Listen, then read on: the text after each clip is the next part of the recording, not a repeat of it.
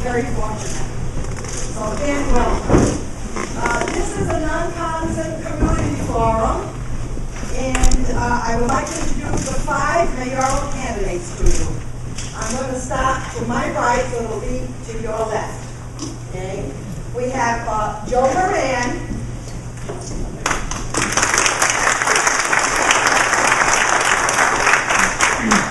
Tia Siegel. James Diossa.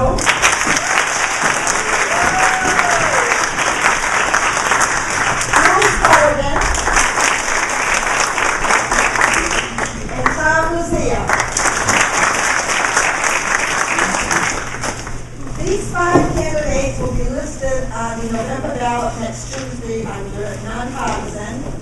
And the 2 top voter, again, the largest amount of votes will go on to the December election. The 2 top voters. These 5 candidates, this is it, some of them, about 4 of them is their 3rd forum. So any questions you may have, you have cards. If you don't have cards to write down a question, you can just raise your hand, we'll address you. You can ask any of the 5 candidates any question you wish. We also have Alfonso Azevedo here this evening, and he will interpret, so anyone that wants to ask their question in Spanish, please feel free to do so, and Alfonso will gladly interpret for you. Okay. We will ask the candidates the same question, and they will have each 2 minutes to answer that question. And we will go in rotation. So the first one to start, we'll start with Joe Moran. And the first question, I have a few cards here, but I don't have them all, so if you can pass them down, and we'll get done all the written questions, and then those who have one ask anything, raise your hand. Okay, the first question is, to what extent would you say you are aware of your own limitations, and how would you work around those limitations when you are in office? First of all, I think we all have limitations. Thank everybody for being here. We all have limitations. Mine is actually limited because of 28 years on the police department. You see people in bad times and you see people in good times. I think in promoting the city of Central Falls, in many instances, we take all our good points and we progress with those, and the bad ones that we work on. For instance, if we had department heads, highway director, police chief, fire chief, etc., you pick the best candidate possible, so that way there you're not the mayor, the police chief, the fire chief, and the other department heads. So I think that would work best. So that's how you would take care of the city of Central Falls, by working with the best candidates possible as far as the police chief, fire chief, highway director, finance director, and the rest of the department heads. Thank you.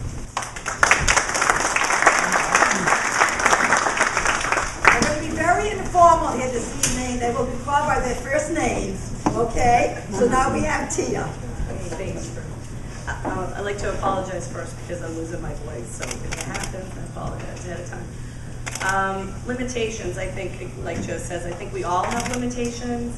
I learned my biggest limitations is I'm not scalable. During this campaign process, I've done a lot of things on my own, which I wish I had more people. Had I given more notice that we were gonna have the election, I probably would have had more people. As far as what we have in place for our staff, and done a lot of volunteering in the city, and I think that right now the city is in a good path. People that are currently in place are doing a great job. So I don't really see where somebody has to go in and necessarily change those people out. So my limitation would be that I can't make myself more than one person, but I think that the people that are around us currently are doing a great job.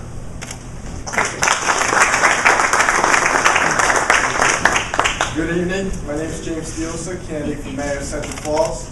I see no limitations. I believe we have one of the best staff at City Falls, one of the best police and fire departments in the state of Rhode Island. The thing that we need to do is boost up their morale.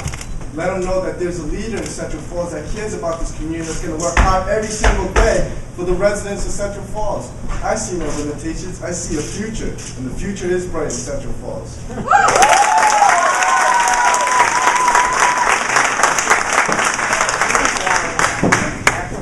Good evening, thanks for coming. The limitations will be once we get in there, if one of us is elected. I myself have run and have experience running two corporations. One was the Central Falls Community Center Corporation, and the other one was I was the chairman of the board of the Wyatt Convention Center Corporation. It went from a non-profit corporation to the one in Delia, which is a $28 million a year corporation. The limitations will come because we haven't been in City Hall in a long time. Our elected officials haven't been in City Hall. So, do we know what's been going on? Somewhat. Do we have all the information that we should have going in as mayor? No, we don't. So those are the limitations that we all will be facing. Thank you.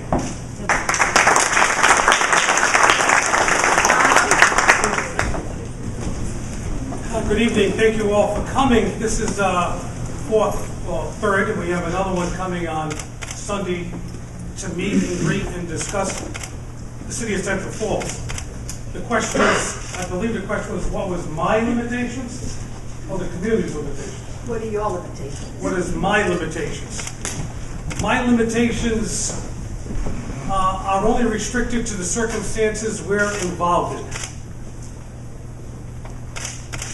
Being involved in the city in the past, the financial dilemmas that we faced, there is no question that we are restricted on what we can do and how we can do things.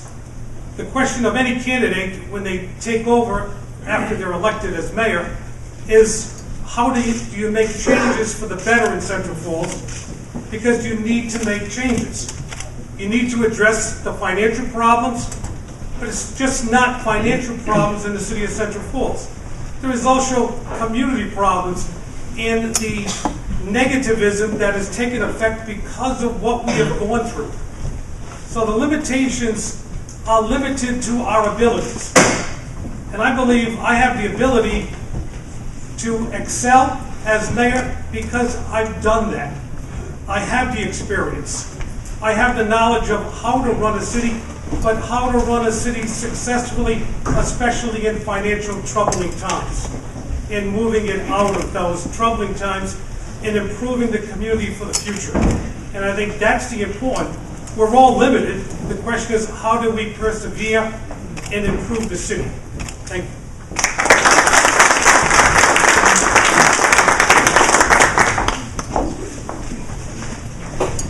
If the city were able to obtain surplus funds that were not budgeted by the receiver or by bankruptcy, what would you do with that surplus? Okay, so the question is, what would we do with surplus? Why don't I leave the card up there just so we know? Okay, so surplus funds. I think most importantly, we need to look at lowering our taxes in the city for both residents and for those businesses that are currently here and giving incentives to those businesses that would like to come here. I think the most important thing we need to do right now is be transparent and allow other people to see that we as a city are active in our community so that we are not caught up again in what has happened in the past. I think that we all have a part in that, and I think that we need to really take a role. Tonight it's a great showing, and it's been building for the last couple of forums. I hope Sunday it continues, but I think we need to take this forward. Whoever becomes mayor needs to be held accountable, and we need to make sure that we're keeping them accountable. Thank you.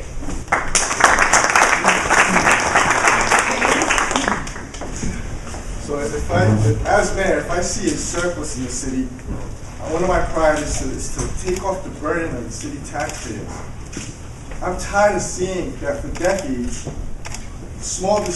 decision-making made by small groups at City Hall has impacted and burdened the city taxpayers. So I want to level the tax base if we have a surplus.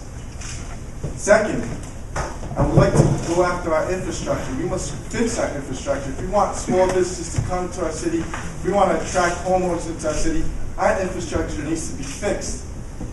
And if there's even more of a surplus, I want to be able to put more money into the pension fund. Never in my life did I see someone come up to me crying. A 90-year-old who lived in my district came up to me crying saying, "James, my pensions were cut 50%. I had to make a decision between funding my daughter's education or losing my home. And I decided to invest in my daughter's education. That shouldn't happen. So I want to make sure that any surplus, we address those issues that I just mentioned. Thank you.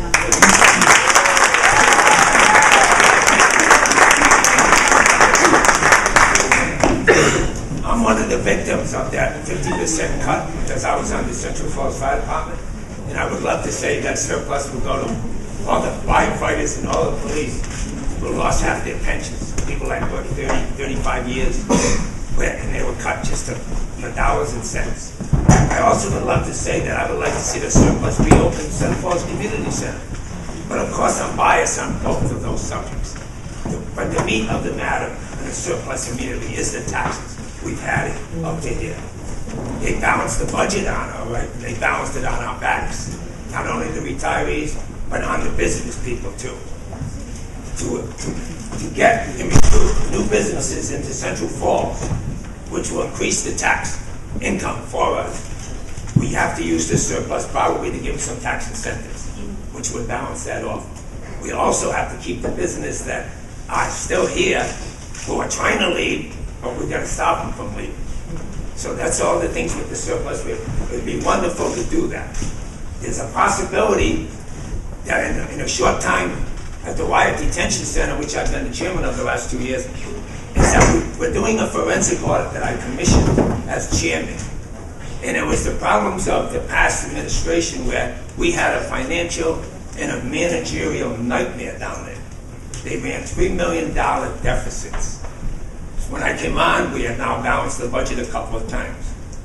But there was a lot of irresponsibility, reprehensible responsibility, and now with a forensic audit, I commissioned Ernie Almonte. He's the state auditor general. He's the #1 finance man in the state of Rhode Island. And he has said that he thinks we can recoup $3.5 million from the Wyatt that was misused before. A quick story about when I fired the CEO down there. One year he made over $1 million. His name was Tony Ventitulo. And guess what? Hold on to your chairs. I don't want you to fall down. He didn't work there. Nobody knew it until I took over. He made over $1 million, didn't even maintain an office in the building. So there's some wasted money right there. 2 minutes are up. Thank you.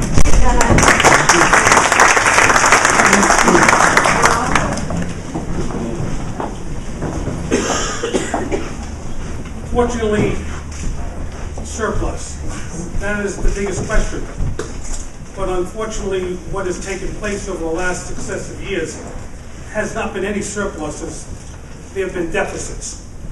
The budget that was proposed by the receiver and approved by the federal bankruptcy judge mandates, court orders, federal bankruptcy judge orders 6 years of 4% tax increases. That's after they have had 4 successive tax increases, 2 in 1 year. So what is the most onerous thing that is affecting residents of Central Falls and the voters? It's taxes, no question about it. If we did have a surplus, if we did have funds that were available, then we have to address the budget. Because the budget that was proposed by the receiver doesn't provide for much other than the basics of operating the government. It doesn't provide for fixing the streets. It doesn't provide for buying new equipment. It doesn't provide for bringing more money into the pension system. These are some of the things you have to look at the budget. And what are the priorities in the city at the time? Do we have a major snowstorm? Do we have 4 major snowstorms that eat up the budget? That's something you have to adjust in the budget. And the way the budget is ran, if you have additional expenses, you have to make cuts in the budget. Should we be getting more money, more revenues? Absolutely. What Bruce mentioned, the detention center at its peak was bringing in $500,000 to the city in new revenue. That stopped a few years ago. If we had an additional $500,000, we could do a lot with that. like hopefully addressing some of the pension inequities after another 5 years, because they've been brought to a 75% level for 5 years. After that, it's the responsibility of the city to discuss what do we do next for the pensioners. And that needs to be discussed.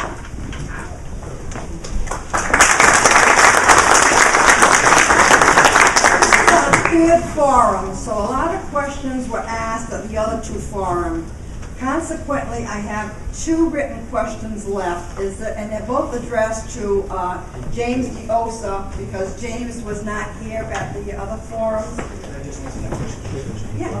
Oh, you didn't have your turn? No. Oh, wow. You didn't have your turn. As far as the surplus goes, I'd love to run a plan with the homeowners. Apparently, if you fix your house over a 5-year period of time, they tax you. And then when you fix something else, they tax you. Instead of giving you a plan of 5 years, fix your house, make the city look beautiful, and not tax you. Stay at the same rate you're doing, because obviously the current administration increased us 20% over the next 5 years. So that's a problem. The second thing is the infrastructure. The state right now is controlling the entire city of Central Falls. Drive down Dexter Street. You'll go down to the loops in the road, or Dexter and Dowling Street, and Dexter and Garfield, and Dexter over near the post office at Summer. And your car's going to go like this because there's holes in the road. And they still haven't fixed them, and the state controls that right now. So everybody here should be calling up the city and asking them, when are they going to get the state involved to fix that right away? And then the third thing is there's been a decrease in public safety. Excuse me. I know they're missing at least 4 individuals over at the highway department. So if you need trees removed from the middle of the roadway, or you need anything taken care of from the highway department, we don't have the personnel. They work like dogs. They're doing a nice job, as in all the city workers are.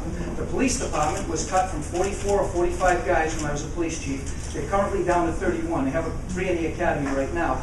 But that's a decrease, obviously, in the police department. So when you're going around and it takes a little longer for them to respond to the calls, don't blame the police officers. Don't blame the firefighters. Blame the people that are running City Hall right now, because they made all the cuts. Now, anybody can come over here. If you've got to cut $300,000, and then people are making $50,000, well, you can cut 6 jobs times $50,000. There's your $300,000. That's easy. Anybody can do that. You need someone in here that's going to be innovative to create programs and create something for the city of Central Falls to look forward to, because you have to have the long-term and short-term goals. Right away, you have to complete, you have to take care of business, then you have to have short-term goals in the next 2 or 3 years. Where do we see the city? And then 10 years, you need to see where we're going to see the city 10 years from now. That's what we need to be thinking about right now. Thank you.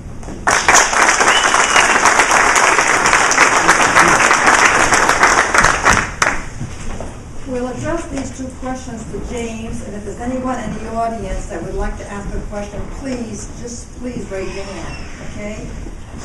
This is to James. I recently received a mailing for you that thanked both Betty Crowley and Gus Silva for their endorsement.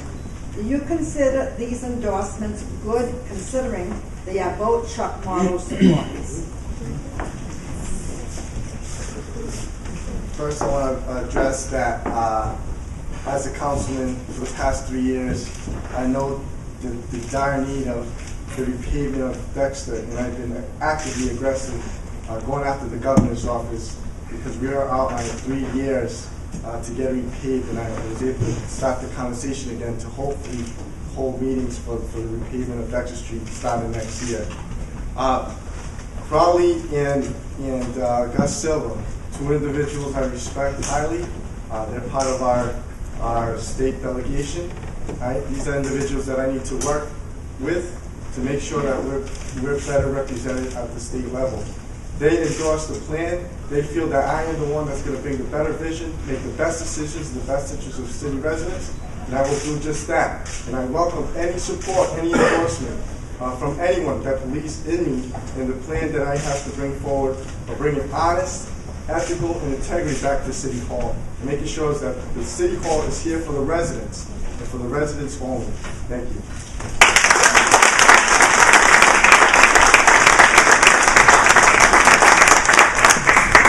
Again from Mr. Diossa. Please put my question back in. Put it back in? Okay. Yes. All right, for It's Mr. me, Diossa. it's me. Okay.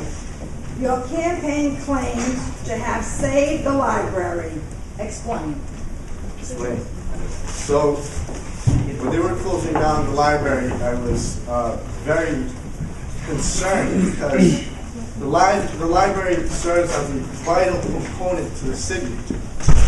Our kids need a place to go surf the internet. Our kids need a place to go read.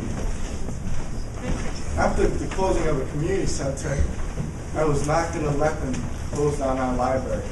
So I started calling the state service for the library when they took away the program.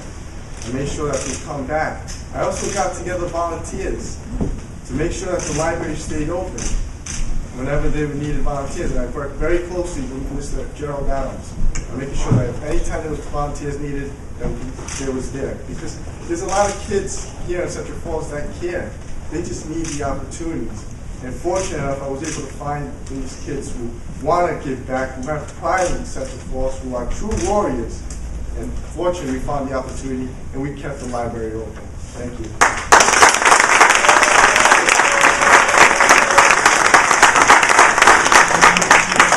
Another question for Mr. Diossa. In your letter, you said you were the only counselor to vote against the council fighting the receivership. Are you sure? Well, being on the council for 3 years, I came across this very huge decision that I had to make, whether it was, do we go into receivership? And I voted against it because I felt that as elected officials, we needed to be held accountable. That's what you all voted us for. To know what's going on in our city budget. So yes, I initially voted against it. And then the receivership came, then the state came over, and I said, you know what?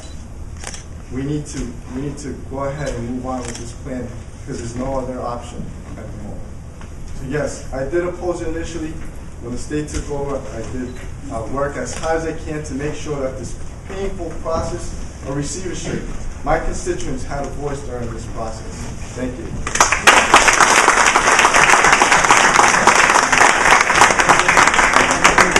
Excuse me, that was my question. Excuse me, I noticed that this gentleman has a lot of questions today, right? One question. You have 3 already. Sir, raise your hand, one person He at a did it time. before. He's been raising it. He's been raising it. Oh, I'm sorry, and you raised it, I didn't Okay. see you. All right. Did you raise your hand? Yes. Nobody limited to one anyway. All right, everybody's gonna get a chance. No one will leave here without their questions answered, okay? So don't worry about that. You'll all get a chance. I just happened to see the council members stand up, and that's why I called them first. I didn't see your hand, so we'll continue with Bill, and then we'll go on to you, sir. My question is to the question, Janet. You didn't vote for us to go fight the receivership. In the time when it's got the minutes of the meeting and the tape of the meeting where you voted to hire Attorney Goldberg with the rest of the council members to fight the receivership. No. That's on tape. That is incorrect. I voted to bring in Goldberg to get an other legal opinion of this receivership. That's what I did. After the meeting, I'll give the report on to to take Goldberg. in. Go ahead. Go ahead. Why don't you run for mayor? Yeah, that's right.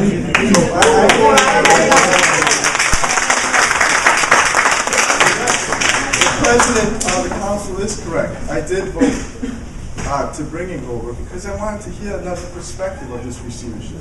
This process it's new to Rhode Island. It's never happened before. So I wanted to make sure that every decision I was making was the right one. So yes, I did vote for Goldberg, but no, I didn't. What the president is saying.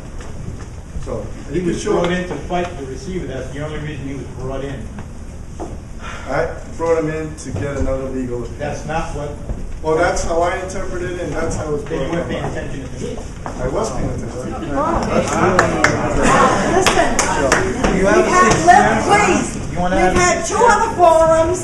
was well quietly and orderly, and I expect this one to go the same way. So let's be courteous towards everyone. One question at a time, no yelling. These are 5 intelligent people here.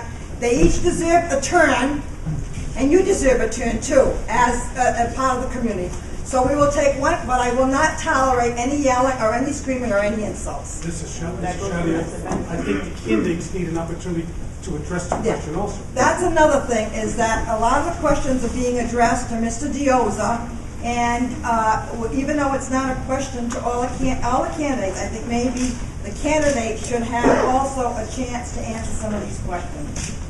All right, now, this gentleman here, you have a question, sir? William. No, I already asked my question. You already asked your question? Yes, I already did. How many questions Mr. Benson has? So you're all set? Thank you. Okay, your question, sir? Yes, this is for all the candidates. Could you, He's first. You have to wait your I'm turn. just letting you know that I want to ask the question. Okay, but he's talking right now, so don't interfere, please. this is for all the candidates. Please name a specific time in your life when your ethics were challenged and how did you handle it? And be specific about what happened and how you handled it and what you did about it. We'll start with you, Joe.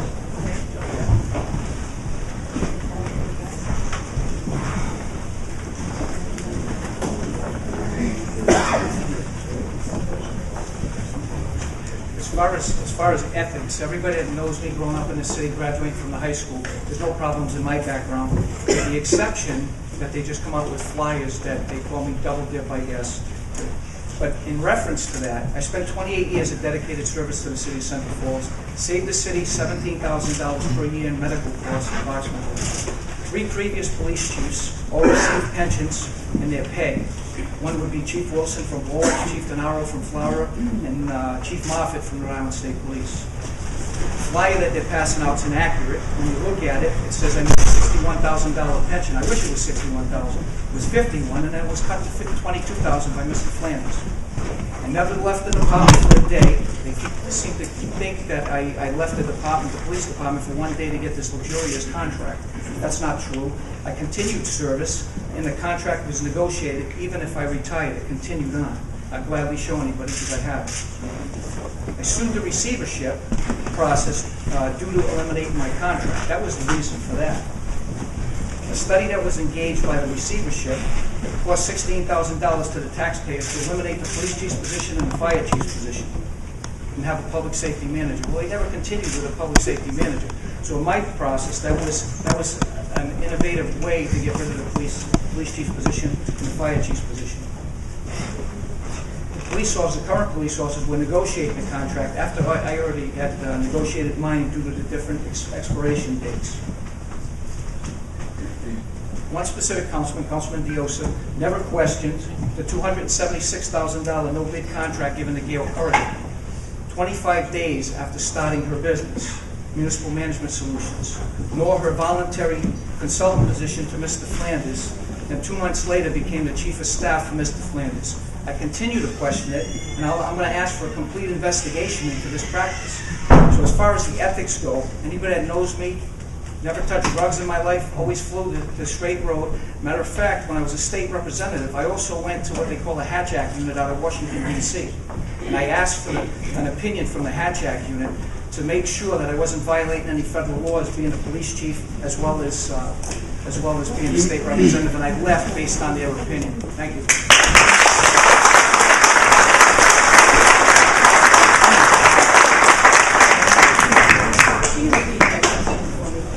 I was looking, she was asking me to repeat it. I'm just looking for a specific, not a lot of sort of rhetoric, just a specific example of when your ethics were challenged and how did you handle it. I'm asking that of everyone. Yeah, sure, no problem.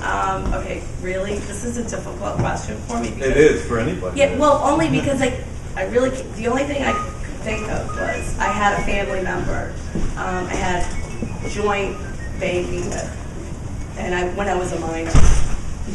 And that person did something illegal, and because our names were jointly tied, I was sort of sucked into the whirlwind of all that happened, and I ended up losing a large amount of money because of it. What I did is I just answered the questions that needed to be answered. I answered them honestly, and while I was exonerated from having anything to do with it, I unfortunately took a large loss because of it. So that's the only thing I can really think of.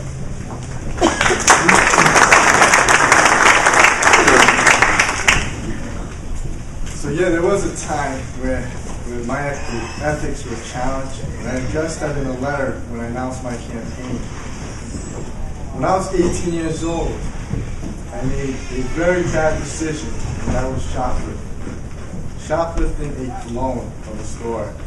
My mentality back then was, very young and very involved with my friends, and I made the wrong decision. I went in front of a judge, and I pleaded guilty. I did my community service, and that changed my life. Because I went home and got punished for the rest of the year. But I also had their love and made me acknowledge that what I did was wrong. That's why every decision making that I make is in the best interest of my constituents. I like to sleep at night with a good conscience, knowing that when I make the decision, it's going to be for everyone and not inclusive. That's why if I become the next mayor of Central Falls, I'm going to put together an ethics commission so we won't have these little deals going on at City Hall. I want to restore ethical transparency and honesty in city government that has lacked for decades. And I will do that as your next mayor. Thank you.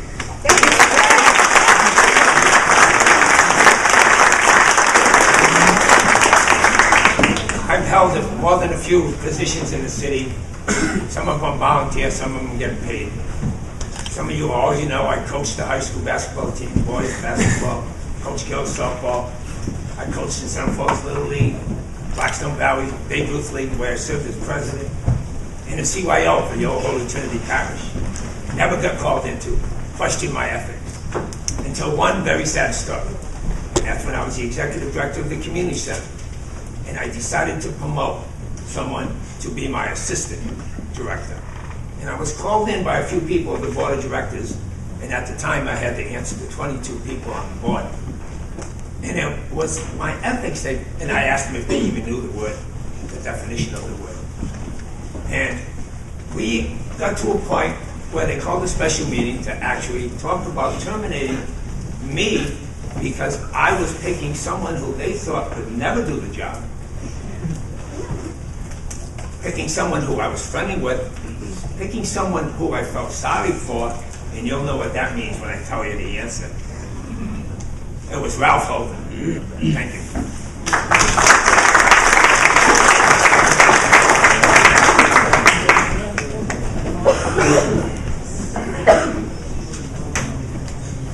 I think in life, we're challenged all the time. Being involved in government, I can recall many instances where my ethics have always been challenged, and I've hoped to have made the right decision. My ethics have been challenged, and my integrity has been challenged just today and yesterday by mailers that are being sent out attacking me.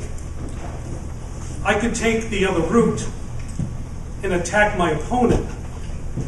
I can bring up his shortcomings, his inequities, his problems that he's had in his life. But I decided not to. I've decided to run a clean, honest, sincere, experience-themed campaign for mayor.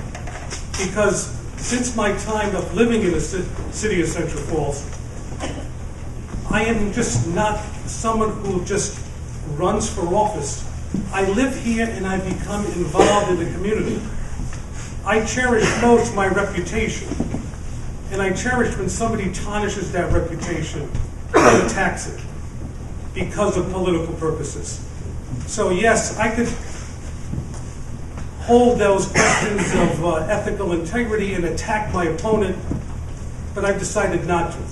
So we're challenged all the time with the decisions we make, and that we have to live with later and live with in the community. Thank you.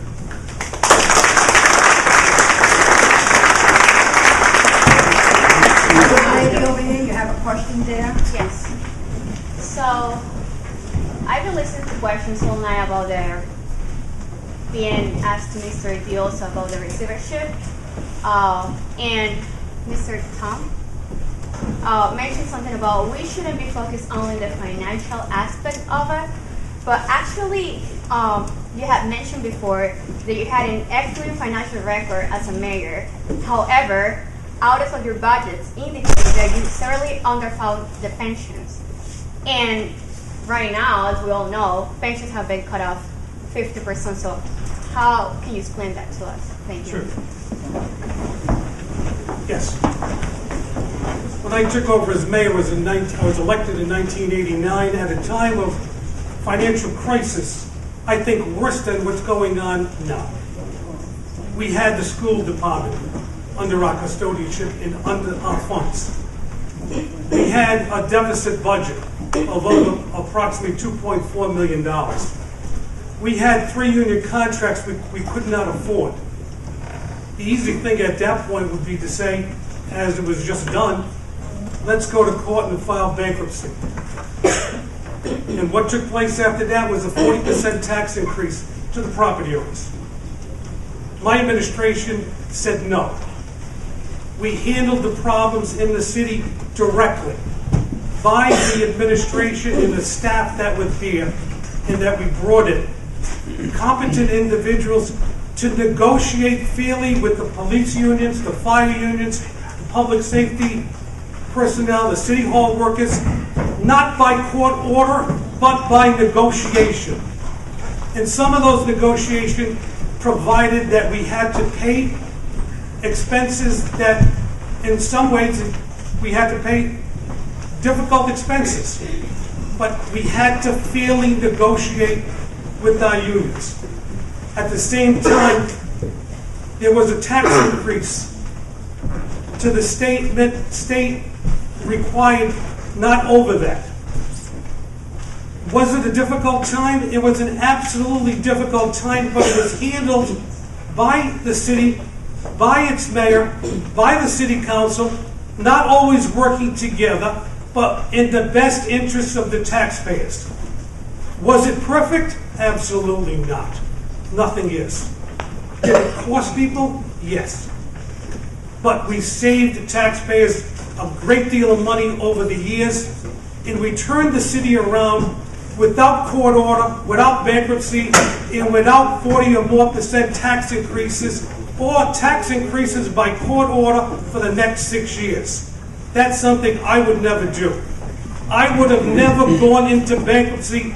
And the day that the previous mayor announced it, I called and I advised him it was a bad decision and it was a wrong move. And I've been to every meeting since stating that.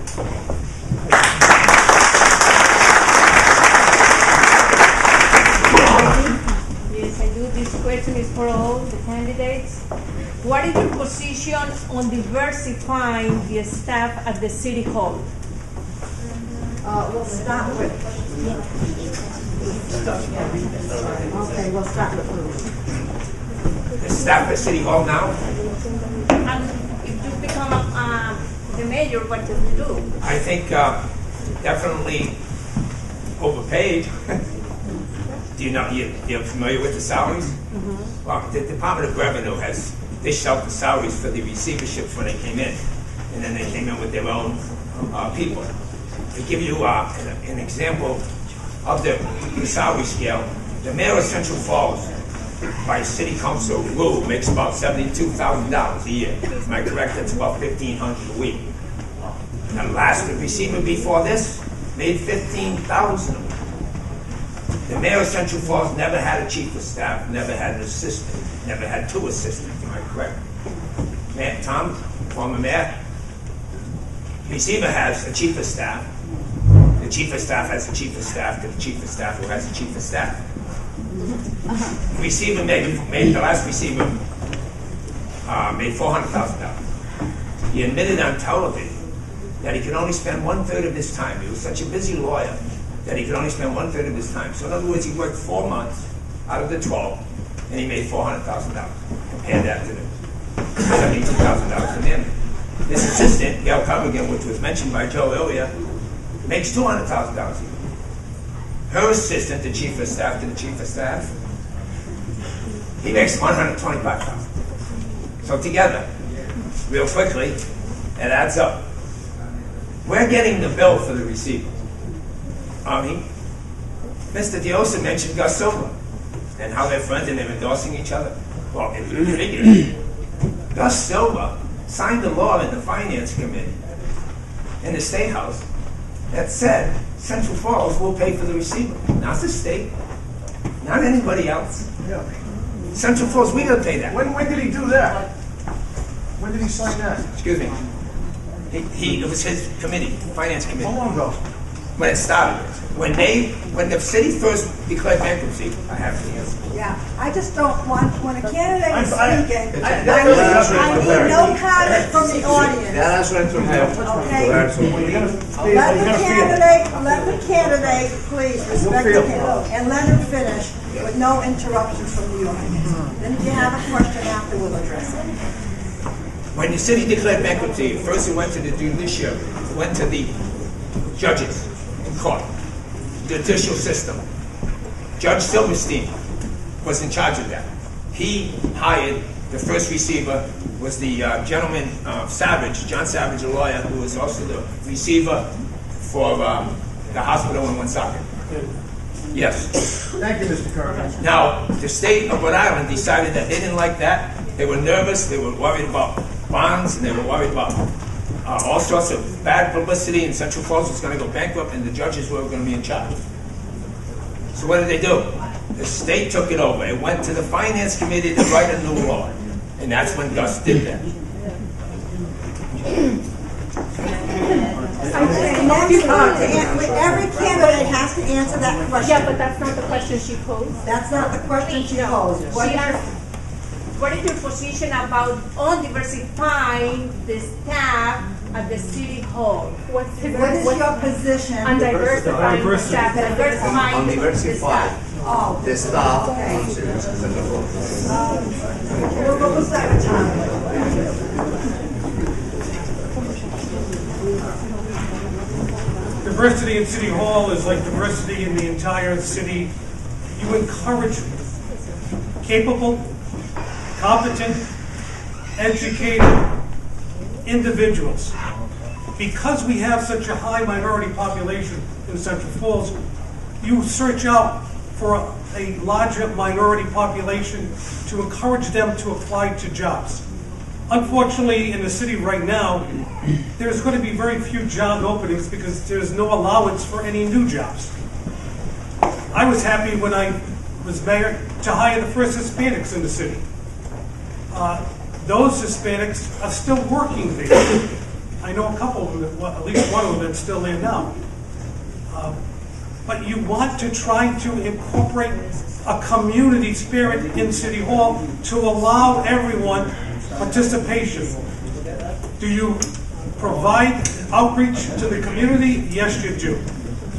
You try to bring in the fabric of the community, all the aspects of the community, within the restrictions of what we're allowed now under receivership or under this federal plan, which doesn't allow for any more hirings. So when there are reductions, you try to fill them with competent, capable minority, Hispanic, French, Irish, competent individuals, but you would encourage the majority population, Hispanics, to apply.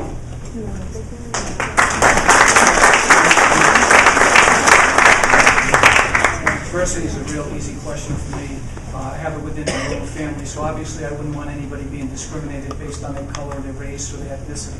So obviously we want to promote that. But I'd even go a step further and give the ability for Central Falls residents to have first opportunity for the job. Because as you see, there's many people that don't live in the community, and it makes it a lot easier and a lot better when you do have Central Falls residents. Now, fortunately, we have guys that grew up in the community that since moved on to other communities, but they have their heart and soul in here. I can just explain on the police department when I ran the police department. We have individuals, and I'll give you some statistics in reference to that. Right now, currently, or in the past, under my administration in the police department, we have 2 police officers that were Colombian, 2 police officers that were Puerto Rican. One that was half Guatemalan and half Puerto Rican. 1 Dominican, 1 from Trinidad, 1 Cape Verdean. 4 female officers, 1 from Poland, spoke Polish. She's now with the Rhode Island State Police. So we're very proud of especially from my instance, of running the police department and being able to communicate with the entire city when we have a problem, especially in public safety. So we'd like to take that into the same aspects of the entire city. Thank you.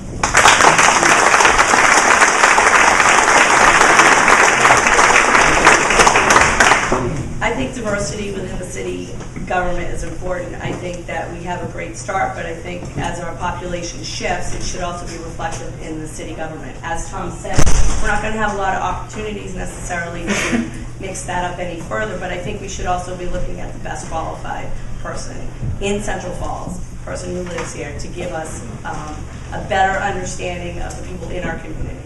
Thank you. So I celebrate diversity in Central Falls. It's what makes Central Falls such a great city. Government's here to meet the needs of the constituency.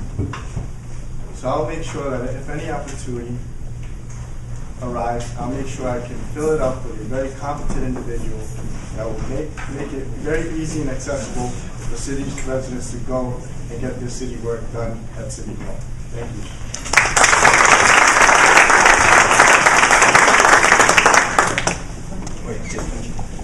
Of course, I agree with all that. The diversity, I'm sorry I didn't hear the word diversity. But what I like to see, everything done, is what they do now at the police and the fire departments, that all tests, all interviews be conducted in Spanish as well as English. And I also feel that a point system could be put in place where Central Falls residents get extra points because of where they live. And there will be some openings coming up in City Hall once all these people move back out of town where they come from.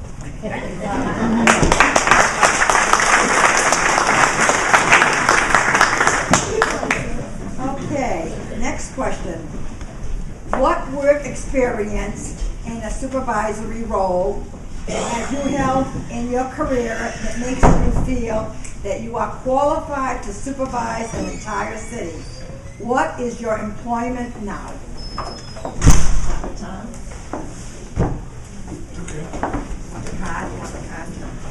Okay.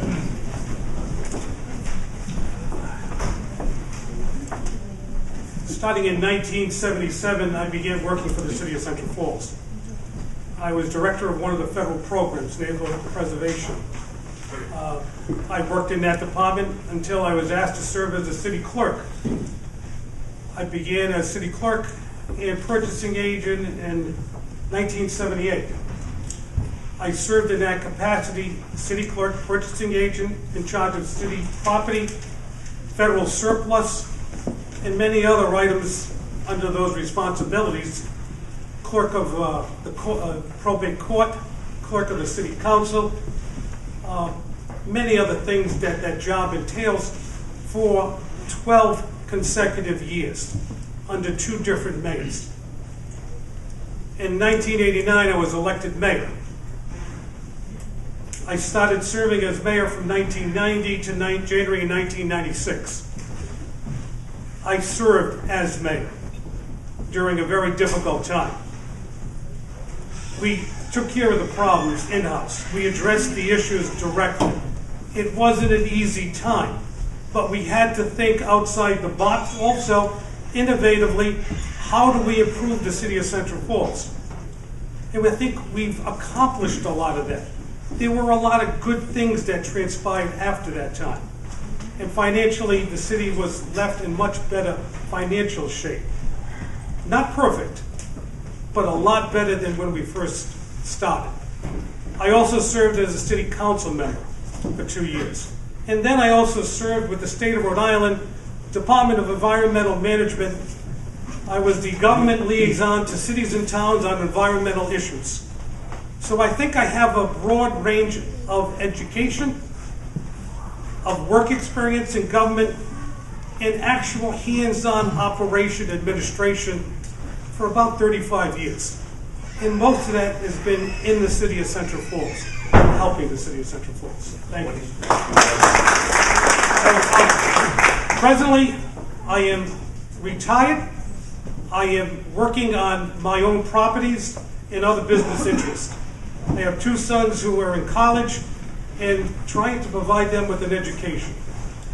One at NYU and the other one at South Regina University. Thank you.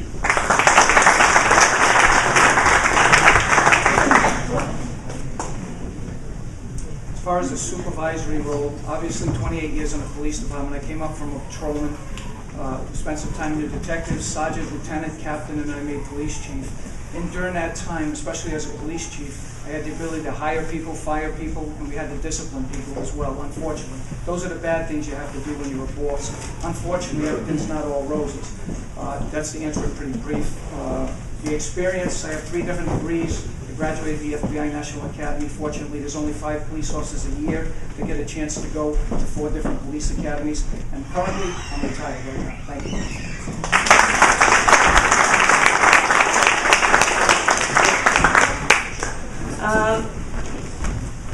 Before I even started in college, when I was in high school, I started working 7 days a week in the summer.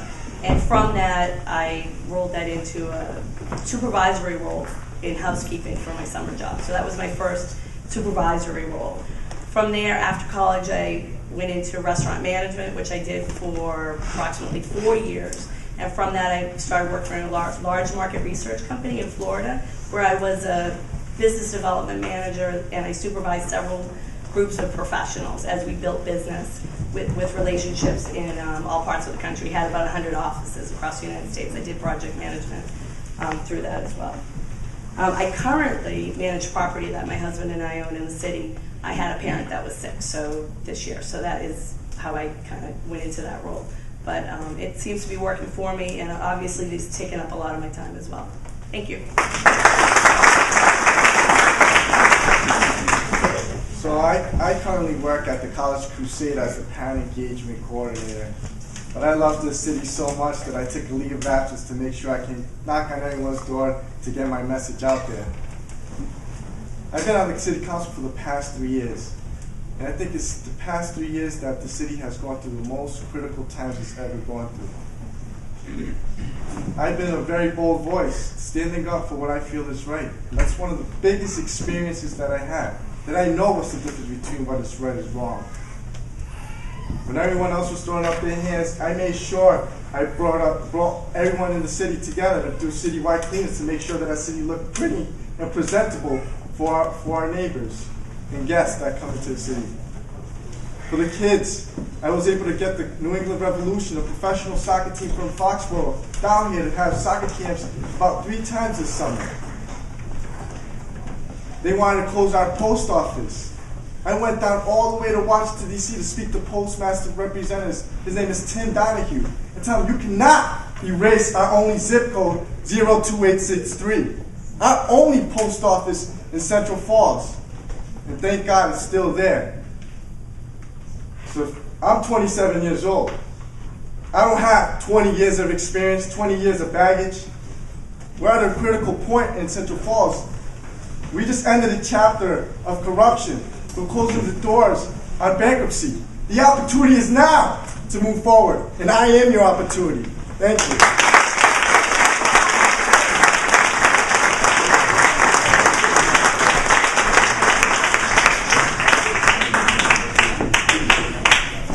As I mentioned earlier, my experience as executive director of the Central Falls Community Center was a full-time job, of course, with a staff of about 20.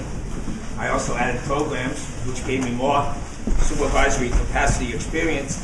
I started the first senior citizen center in the history of this city. And I had to bring on a whole bunch and hundreds of people. I also established Channel 1. It was the nationally recognized program for drug and alcohol abuse to teenagers. I also had to hire directors for that, assistant directors, and staff. So all my experiences of that is all included with hundreds and hundreds of people. Presently, and for the past 15 years, I've been the director of golf at Mayoral Golf Club. I run leagues, I supervise the seniors, and all total, I'm supervised 1,300 people each and every week. Thank you.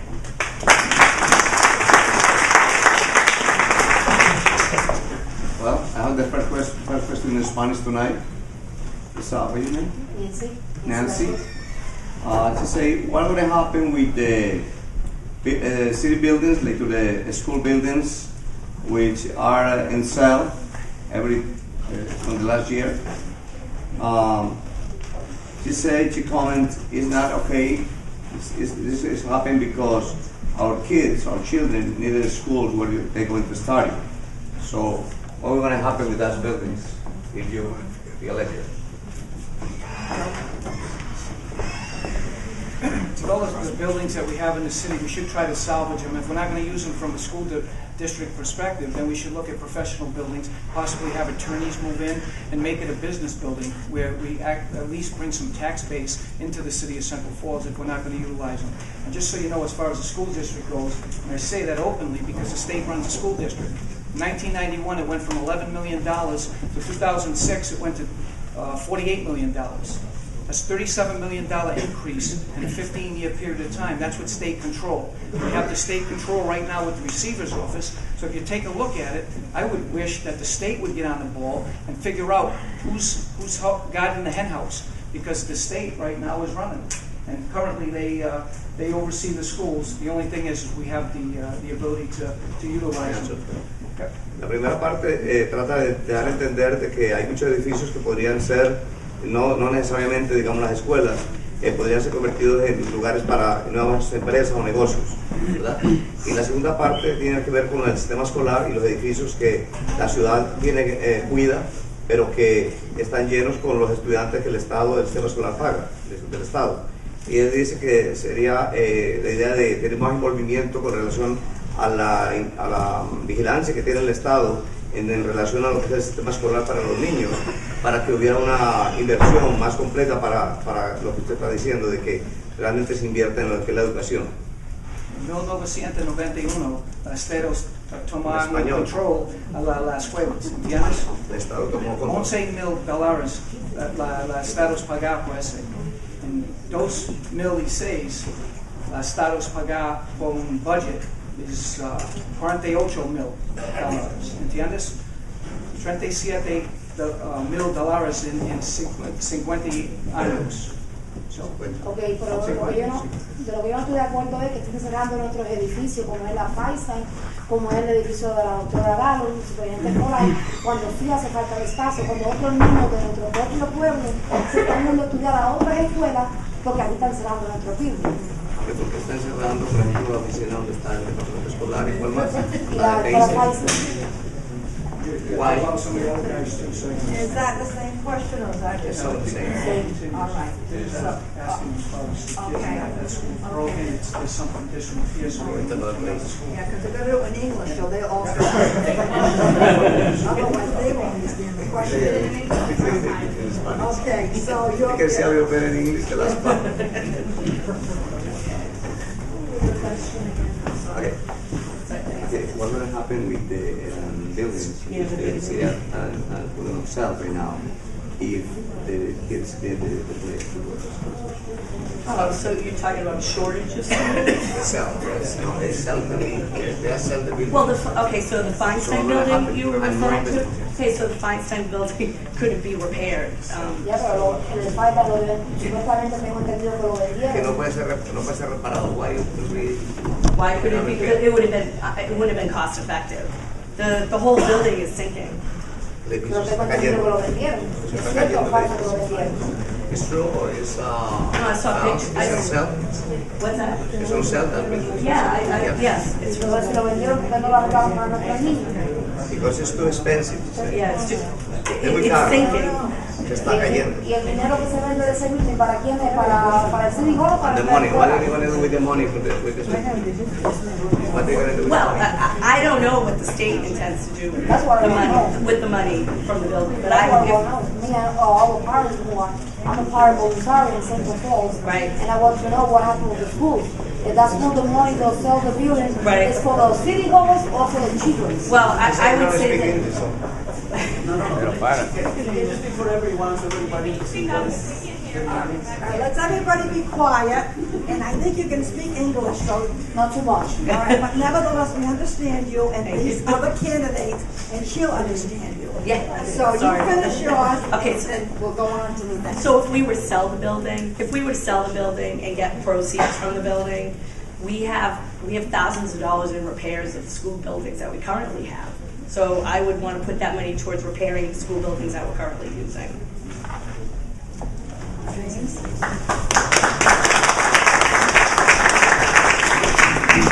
I agree with you. I couldn't agree with you anymore. The infrastructures at some of our schools are horrible.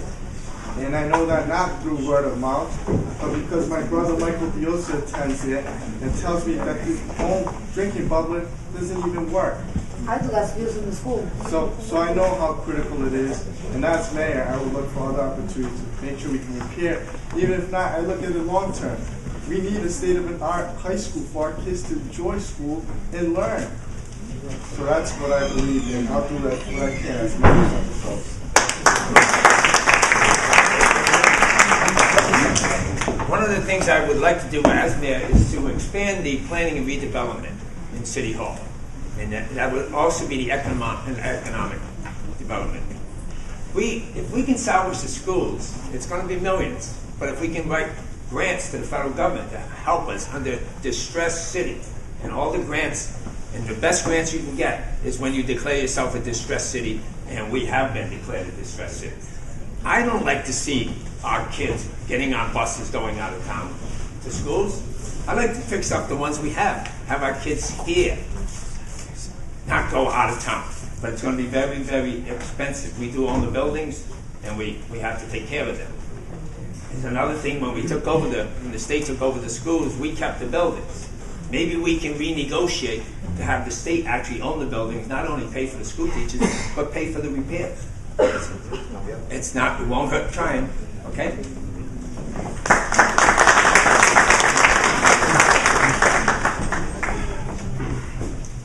I think your question is not just school buildings, all buildings, public buildings.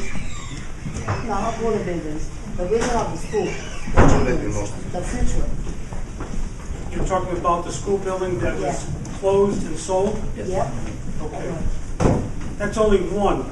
Under the receivership, I don't know if you all realize what is taking place. The receiver has decided independently, without interaction with the city council or involvement of the community, to totally close the library. And I was the only one at the council meeting to speak against that, at the budget hearing. They also closed the community center, and I spoke against it at the council meeting before the receiver. They shut down the senior citizens program, Channel 1 program. They've also took action against property in the city that the police department had. They sold the motorcycle because they felt it wasn't worth keeping, and they took the proceeds and put it back into the budget. They sold Segways that were being utilized by the police department because they felt, the receiver's office felt, it wasn't necessary. They've sold additional vacant lots and turned over vacant lots to affordable housing for nothing. They've turned it over to Reach, and they're rebuilding houses there. But now, if you paid attention on the city council, you'd see that there was also a purchasing board meeting last week, I believe. They've advertised the selling of Headley Avenue School, Feinstein School, the community center, the lot across the street from the community center. These were up for a bid and proposals, and I believe that they may have been awarded very, very recently within the last week. Without community discussion, and I believe the museum also. All this was done without the community involvement to take the money, and the money, my understanding, goes to the budget. Now, you mentioned about repairs to schools. The city of Central Falls, like all cities, are on a reimbursement rate. And the reimbursement for construction, I believe, is over 90-something%. So if we are going to rebuild the schools or repair the schools, there's about a 93 or a 95% reimbursement rate. So we can do that, and we have been doing that. And there was a bond for $10 million that was used by the city to do repairs. It's not enough.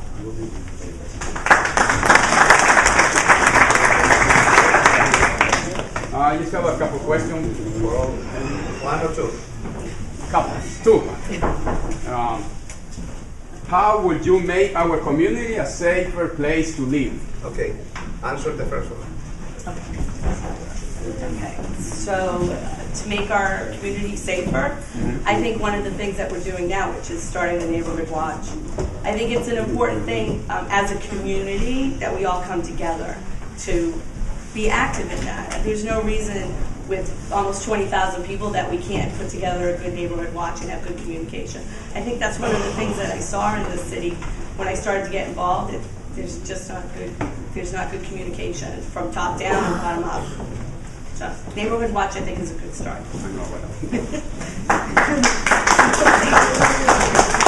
I think keeping our seats straight is a critical component to our success of our city. I think we need to get city leaders and religious leaders together and build that rapport with our police officers who are such great individuals in our city. And yes, I'm also part of that neighborhood watch. That's exactly what we need. I remember going to the senior high-rises and hearing the individuals living there tell me, oh my God, I used to know everyone on this block. I used to know everyone on College Street. We need that back. We need that culture back. And I believe that through this neighborhood watch and bringing in a lot of our religious leaders and city leaders together, we can make this happen. Thank you.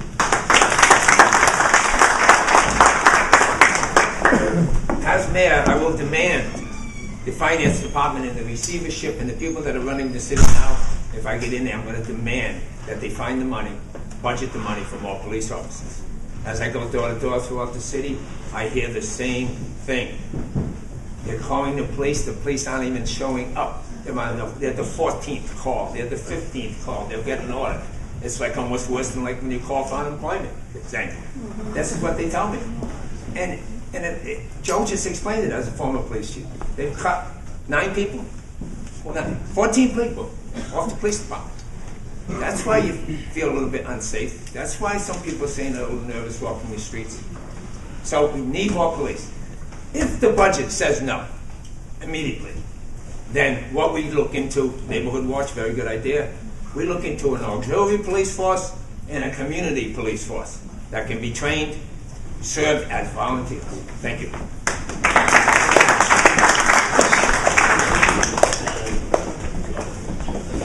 Public safety. That's probably the number one concern of any resident. It should be a number one concern of any elected official. Because if you're not safe in the community, if you're not safe in your homes, then what are we doing as a community and as a leader? I was formerly a public safety director, and I took that responsibility seriously, working with the police department and the fire department, which I think are probably the best trained, who do one of the best jobs of any departments in the state of Rhode Island because of the uniqueness of the community. I served on the fire department when I was going through college. I've been involved in the police department. What is being done now, the reduction of personnel, it's at a critical level. We need to address not just public safety, but the public cleanliness also. The issues of trash, recycling, the issues that affecting communities, the overcrowding in houses, people living in the basements, people living in third floors, which wasn't an apartment. These are quality of life issues that have got to be addressed also.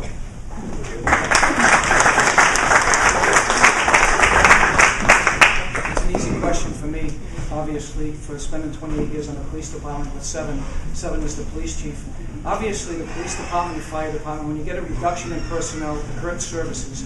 As I said previously, the guys work like dogs. They work their tail off. And the equipment, we were able to, in a 7-year span of time, I was able to get $1.5 million in grants and appropriations to buy new equipment. We bought 26 brand new cars in a 5-year span of time. And out of the 26 cars, the city purchased 3. The other 23 cars were bought through grants and appropriations. We had different guys working on grants, Sergeant Horton, Lieutenant Bradley, different guys on the job, because we had all that information to do it and draw up a grant. As actually, we had gotten COPS grants as well, and they're still collecting off the COPS grant. And we had trouble working and utilizing that under the receivership, because I had to write to the Department of Justice to actually have, when we're at 44 individuals, we were at 42, number 43 and number 44 were paid for free. They were from the Department of Justice. And then when they went into bankruptcy, we were down to 35. So now we ended up getting number 36 and 37 paid for, negotiating with the Department of Justice. Same thing happens with the Highway Department. As you have problems on the street, the city has to be two things. It has to be clean and it has to be safe in order for people to invest. You're not going to get businesses, especially all the small businesses that we have in here now, you're not going to get any of them to invest in the city if the city's not safe and clean. Thank you.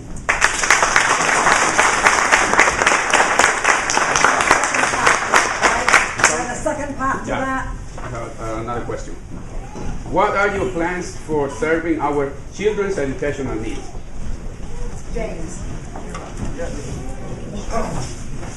So one of the greatest things that I recognize from our great city of Central Falls is the charter district compact, where our public schools are working with our charter schools collaboratively so well that it's been nationally recognized. We even had Chelsea Clinton here this year talking about the great collaboration, the great work that's happening in Central Falls. So my job as mayor is to create more after-school programs. Our kids need to be active after school, learning, exercising, and being productive members of our community. So that's one of the things I really want to do when I become mayor. We don't even have to look that far. We look at Providence. They have the Providence After School Alliance. And that's a great program that we can take from Providence. Thank you.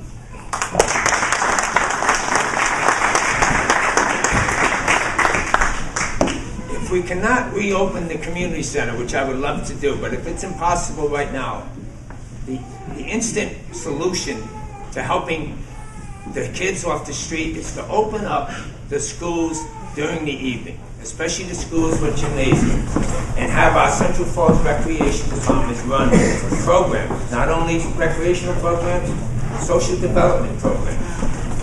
You know, from what I've said earlier tonight and all the jobs that I've had, I've dealt with kids. I've dealt with the youth. And I'm telling you, the youth don't want to be out there on the streets. They want a place to go. If we can't give them the community center, we got schools. Open them up. Give them a place to go. That's what they want. Thank you.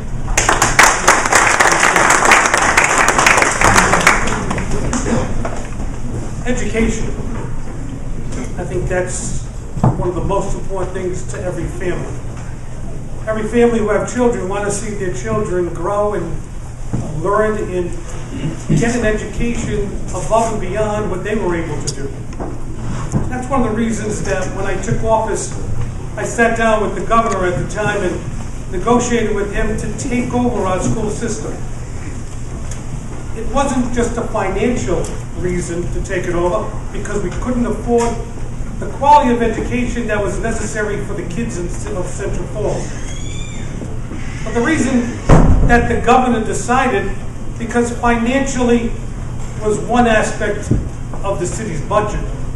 But the most important aspect is that Central Falls and the students of Central Falls ranked at the bottom in education, in the test scores, and in a lot of other criteria that evaluate students. When I sat down with the governor to take over our school system, it was for that reason. To improve the quality of education to our students in Central Falls, to bring them from the bottom and move them up gradually. A model school system, innovative approaches as was done in other places throughout the country, educational programs that are not being done in other communities but could be tried in Central Falls. That was the goal years ago. And it's evolved over the years, and it's gotten better. We're not up here yet, but we're getting better. It still needs a lot of work. The quality of education in Central Falls is nowhere near where we envisioned it to be. And we can't stop now. we need to improve. The collaboration between charter schools and other school systems, regional, is something we have to investigate and work closely with. These are the new educational advancements for the future. It's to improve our students. It's to improve your children and your grandchildren, and for them to give a better legacy for the future for their kids. Thank you. Education is our top priority for everything that we need to do, because throughout your years, obviously education works for the jobs you get and the respect you get down the road. The first thing we have to do is get cooperation from the school district.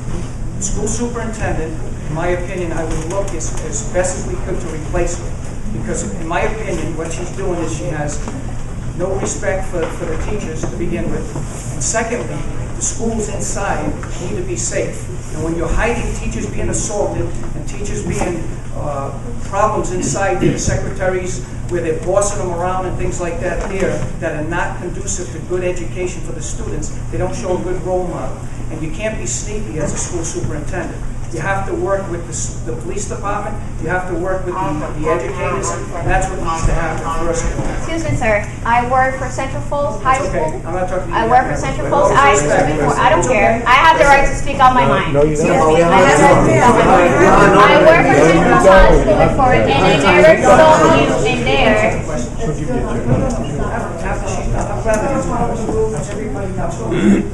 Everybody has to follow the rules. As I said before, one of the first things I would do is remove the school superintendent, because of being a police chief inside the schools, working there, and when teachers are getting assaulted and they're not making reports for our police officers to investigate, that's problematic. So when you send your kids to school, you expect them to be safe.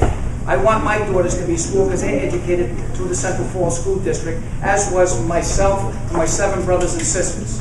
Thank you.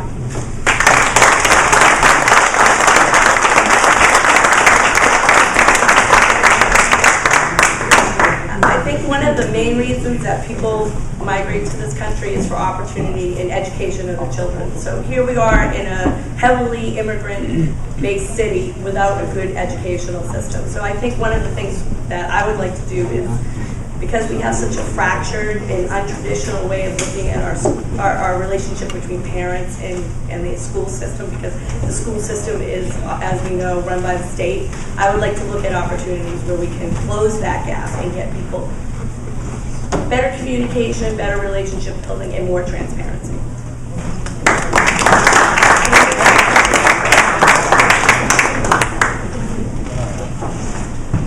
A curfew has been implemented a few times in the city, but never followed through. What will you do to help our residents feel safe?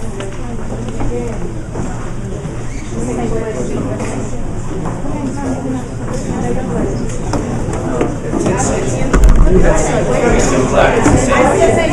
has been addressed in the past, so I think we're going to What's safe? We have 7 people waiting, so we're going to try to. To all the delegates, when you get elected as the next mayor, will you consider having new council members elected? The city would need a complete new staff. I want to address this question.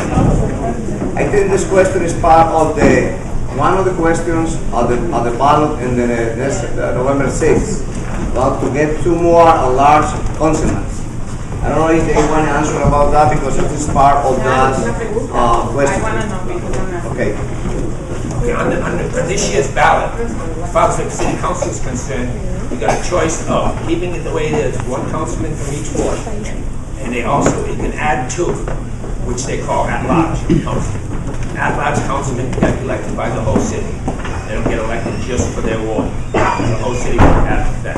You have that choice where you can keep it the same, the way it is for 5. The other council question is, do you want the city council to serve 2 years, or do you want the city council to serve 4 years?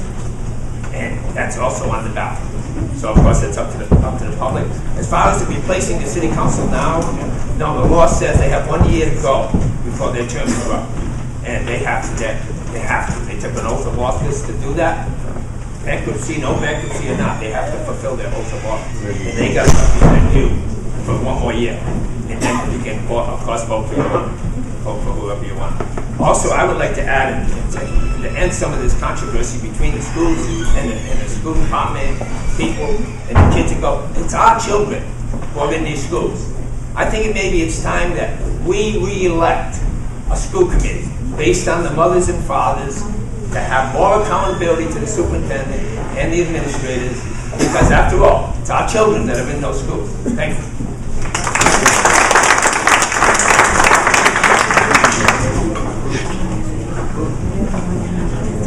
My understanding of the question is regarding the school, the city council members.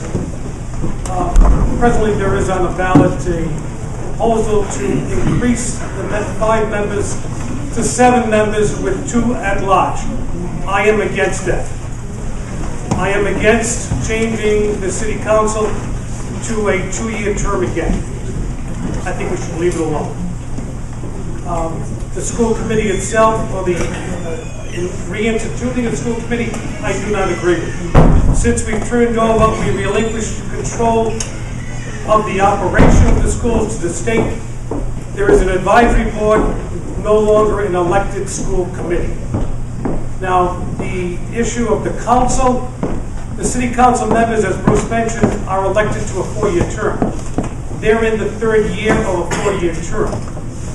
Now, what happens if a councilman leaves office, resigns, or takes another job? Then we have to hold a special election. If a city council member is elected mayor, then we have to hold another special election to fill the council seat, which will cost thousands of dollars again in 2 elections, a primary and then a general election for a council seat. So I am against holding any more special elections if we don't need to. So I would hope that we don't have any additional special elections in the next year or so, and we wait until next year. Thank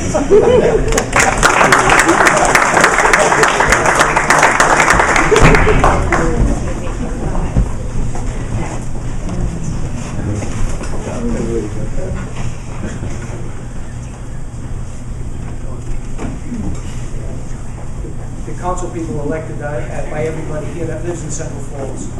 First of all, second of all, I agree with Mayor Lazier. I don't agree with 7 city council people in the city of Central Falls. 5, 1 for each ward, serves a purpose. If you don't like them, you vote them out. Very simple. Thanks.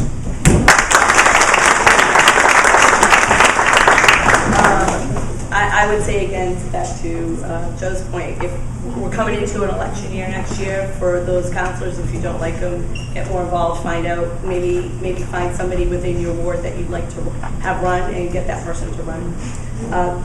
The other part of that is I am for the 2 additional at-large council people, because I believe it will even out the power in that council, and I think it's important. I think we've seen what happens if things can be too clicky.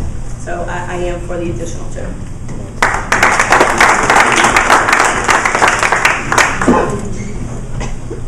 I'm also for what we have now, the 5 councilmen representing each ward. It's only 1 square mile. But the critical question is, or the critical questions that are on the ballot is whether we want our elected officials to have term limits. That's a huge impact. That would create an elected official to have more accountability. We can't let our elected officials get comfortable serving 2, 3, 4, 5 terms. I believe there should be term limits in any position that you're elected to, whether it's council, mayor, senate, Congress.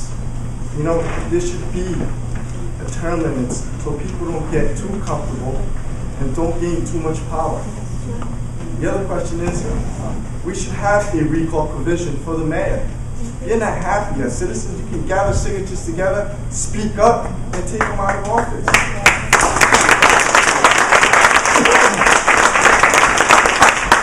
Like I said, we need an open and honest government, and I will do that as mayor. Thank you.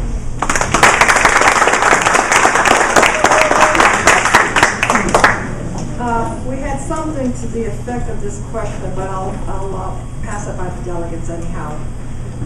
Central Falls was betrayed by the last administration. Many of you supported or are being supported by these individuals. How can we trust you when you are or were involved with these people? Question of trust.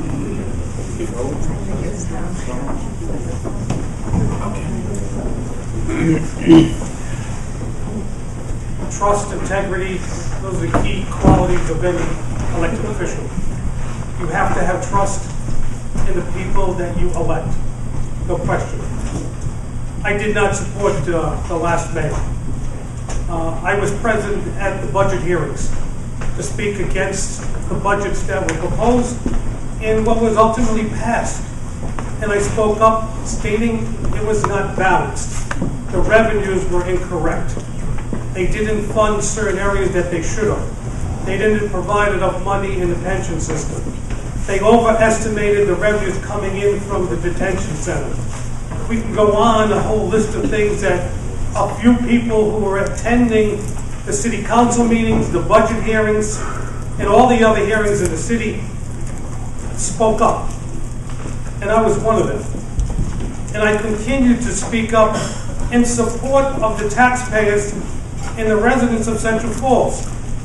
I didn't wait and stop speaking up when the state took over. I was at every hearing. I was at every review commission meeting. I was at the detention center facility corporation meetings, speaking up, questioning where is the money coming to the city? Why isn't the taxes being paid? Why is there a 20% tax increase the first year? Why did they close the community center? Why did they close the library? Why did they stop the senior program and the senior bus? These are some of the things that if you were at the meetings, and you should all go to the meetings to speak up. I'm very happy you came out tonight, and I hope you continue with this involvement in the city, because that's what keeps your elected officials vigilant, making sure they do the right thing. But you can't stop just because it's an election. You're going to carry that on. You're going to carry it on at the meetings. And I've done that. And I'll continue to do that for one reason, and that's to protect the property and taxpayers and the voters in Central Falls, and that's what I'll continue to do.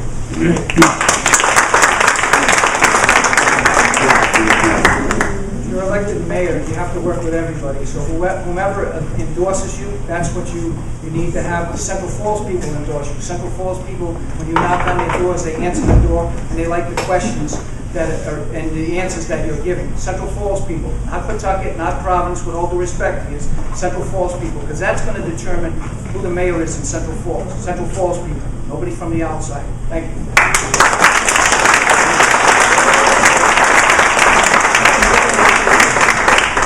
Okay, so this is where I'm a little different, because I don't have any ties to past policies or administration. So I can't really answer that part of the question, but I would like to say something to what Mr. Lizea said, and that is that I attended community meetings at Progresso for about a year, and I never saw more than 20, 30 people, and that was once at a time. So I would say, let's learn from what happened, let's move forward off of what happens, and let's become more involved with our community. Because all these things that happened didn't happen in a vacuum. These things happened as we were in the community. We all have a part in it, and we need to continue to take a part in it. Thanks.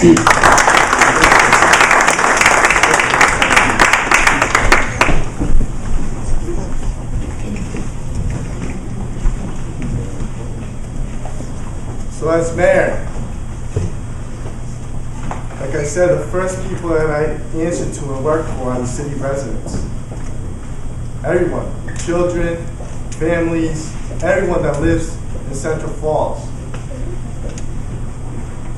I was fortunate enough to receive an endorsement today of Senator Jack Reed, meaning for the past 3 years, every time I step out of Central Falls, I try to bring something back into our city. So I'm going to work hard every single day. I built great relationships with my federal delegation. I'm going to work out with my state delegation. Make sure we bring those resources back to Central Falls, because they're out there. And I need those relationships to be accessible to them. So thank you.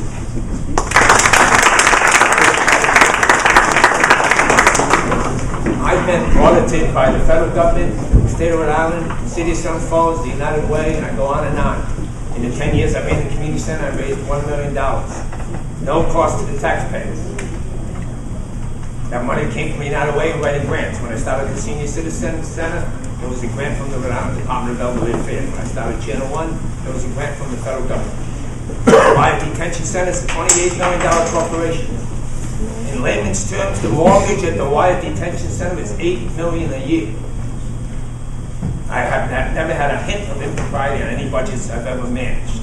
Although, there's one budget that nobody was happy with. I raised 5 daughters, and then they're like anything I did.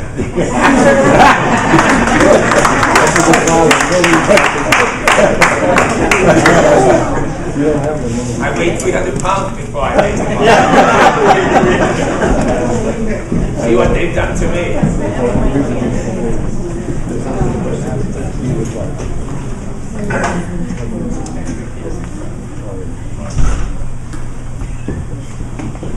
Well, the matter of trust is, I can repeat myself about all the millions of dollars, never a dollar missing in all the corporations that I've been running. I have coached for years. I had more parents who trusted me with their children. I've taken people to the World Series in the Babe Ruth League in Illinois. People trust me with their children. I coach girls softball, Central Falls High School girls softball coach, Central Falls High School boys basketball coach. I've taken them all over the state. They have trusted me with their children. The money you can trust me with, the children you can trust me with. I've never had any problems at all with parents. I was the first mediator in the Central Falls High School, by the way, and I had to go to University of Rhode Island for that.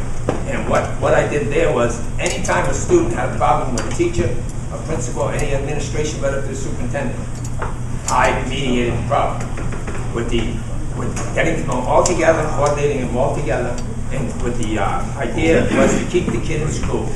And since they started that program, and I did it for a while, we saved hundreds of kids from dropping out. Thank you.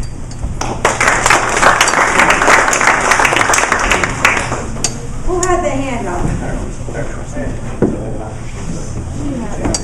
Okay, we'll do this young lady first, and then we'll do you, Mike, okay? This young lady. So, 2 comments. One, you still see it. In your leaflet, you have that you speak out for the post office not to be closed and for the library. I can't hear you. In your leaflet, you mentioned that you speak out for the library and also for the post office not to be closed. But did you actually do something? Because I know politicians speak out, but did you mobilize people as Mr. James Diossa did? Because I never saw you there. Oh, you did. Okay.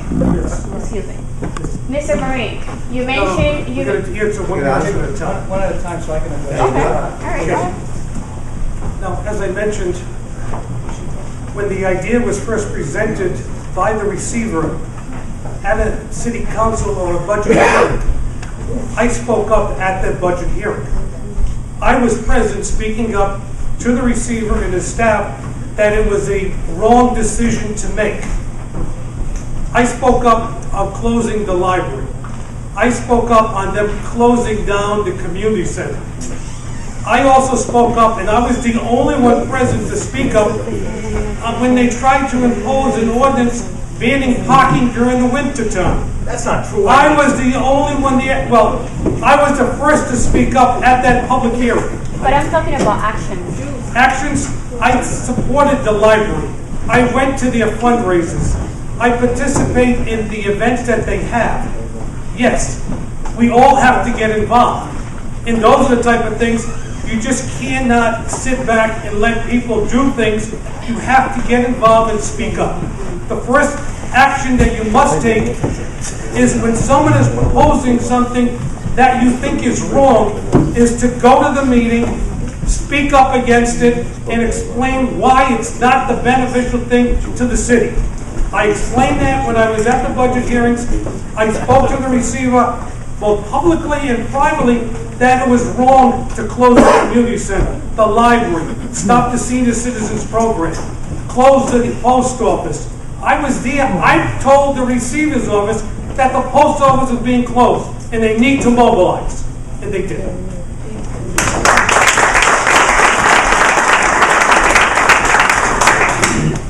So you mentioned that the police should be working with the school department. That's correct. And it should be involved. Now my question is, I work for Central Falls High School for over 2 years, and I'm a former student.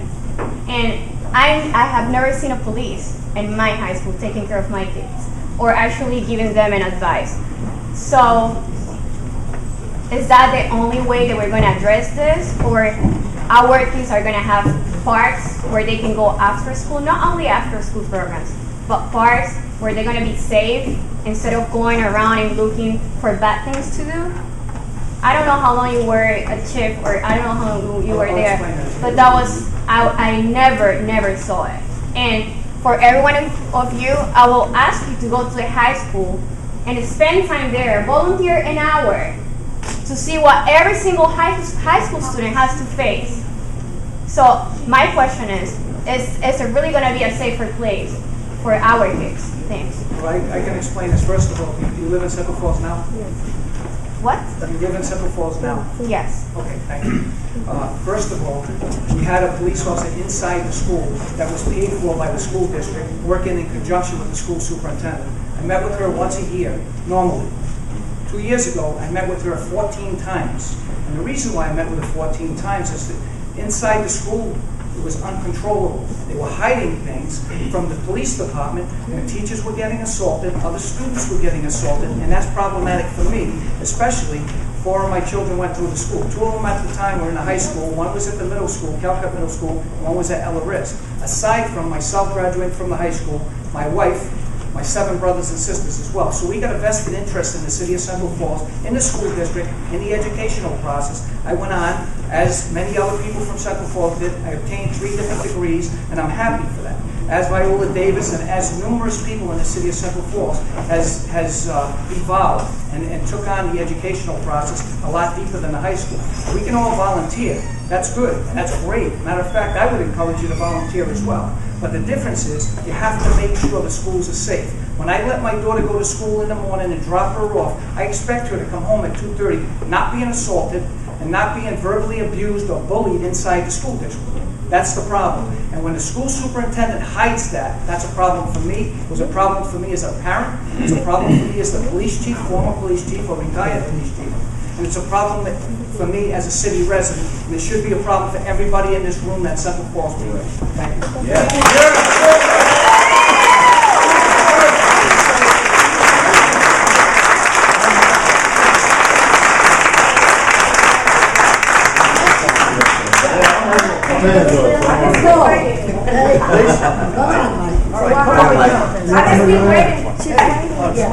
I have the order here. After him, I have the order here. After you, Please keep him track. officer. Okay, my. Am I safe? All right. You get police. It's two questions, but they're quick answer questions. First question is any one of the candidates willing to sacrifice either some of the perks or cash that that would come with the mayor's position? And then I got another quick question, but I'll have that one answered first. So, I've been saying ever since I announced my candidacy that I would take a pledge of taking a 10% salary cut. Why? Because I felt that if every city resident, every taxpayer was going to take the burden, we would all have to share our sacrifice in the same issues. And that's why I'm taking a 10% salary cut once I become mayor of Central Falls.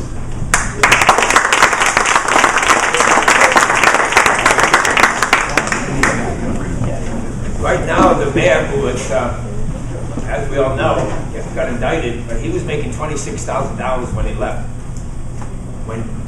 That's when receivership came in. Before receivership, the mayor made $72,000. So I really don't even know what they're going to pay us. I might be getting $26,000. Mr. Diossa might be getting $72,000.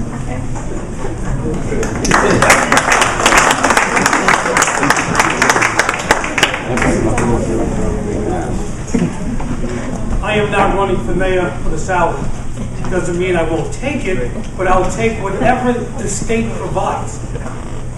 Do I want the additional benefits? I don't need all the benefits that they're going to provide. Are they going to provide a car? I don't know. I have a new car. But what I commit is that I will do the job 24/7, 365 days a year, as I've done in the past. If the state freezes the salaries, I have no problem with that. If they cut certain benefits for everybody, I don't have a problem with that. But what I will do is I will not cut my service to the city. I will not cut what I'm going to do once I'm elected. And as I told the receiver when I met with them when I was announcing, I said I plan on being at City Hall the next day and starting to work the next day, day one. I have the experience. I know the operation of the city. I know the budget. I can begin working the next day, and I will do that. I've also said to them that I don't need to have working with us the state contract employees that are there making $200,000, $300,000, $400,000. That's the first thing that I would cut. We don't need that. We can do the work ourselves. I can do the work with local people.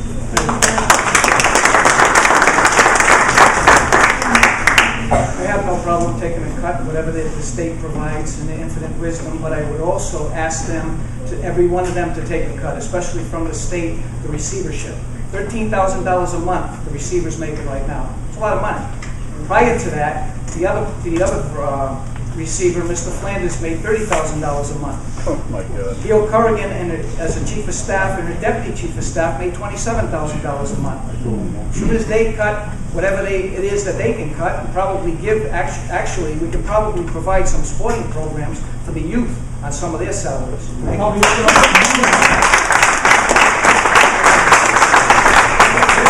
me answer the question. How much would you be willing to sacrifice? I answered it very simply. Whatever the state provides for a salary, I would take.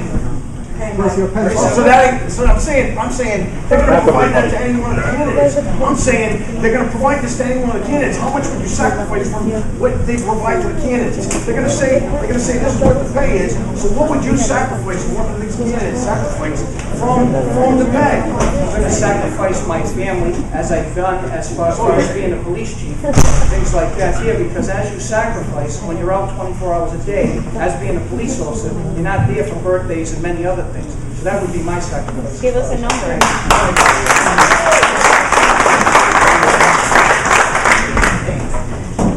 As mayor, some of the perks are the car, the executive assistant, and of course we know the salary of $72,000, $73,000, whatever. I think that it's important to look at the budget as a total and see areas that we can save money. I don't think I need a vehicle. I have one, and I certainly don't know that I need benefits because I get those elsewhere. So those are some of the areas that I would look at, and I would allocate that money to other places, like, of course, trying to start a fund for those pensioners that lost big chunks of their money. Because once that 5-year plan, well, 6 year, but we're into the second year. Once that plan expires, we don't have a plan. We're just going to drop off the cliff. So we need to start looking at long-term plans as well. Thank you. The other question I had, scratching out. All right. The last administration that we truly had an open door policy was Mayor Lee Matthews. He left there, you don't hear about him. He's like a ghost in the city now. You know, it's like an apparition. But the guy left on the good terms. I mean, and that's a good thing. But bottom line is, I don't want to knock or kick anybody around, but I remember I was here when the day Mayor Lee Matthews says, from this day forward while I'm mayor, my door will now be open. And you know what the previous administration was. I don't want to kick the guy around, but he might have been available, but he did not have the open door policy. And I want to know, past is the past, but moving forward, out of the 5 candidates candidates here, how many of them are truly going to have the open door policy compared to maybe what the Matthews had, that's going to be available for the people, not a ghost at City Hall.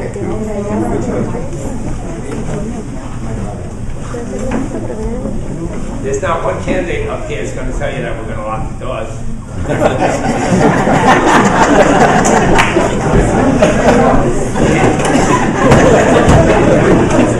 If I say I want to do what's being done now, where you lock the doors, you kick out the elected officials, right? You have the whole place to yourself, everything in there is secret. They have left the community out of the process, so I understand and I appreciate your question. I'm not making humor of your question, but we're all going to say we're going to have an open government and an honest government. It's easy to say. Right? Thank you.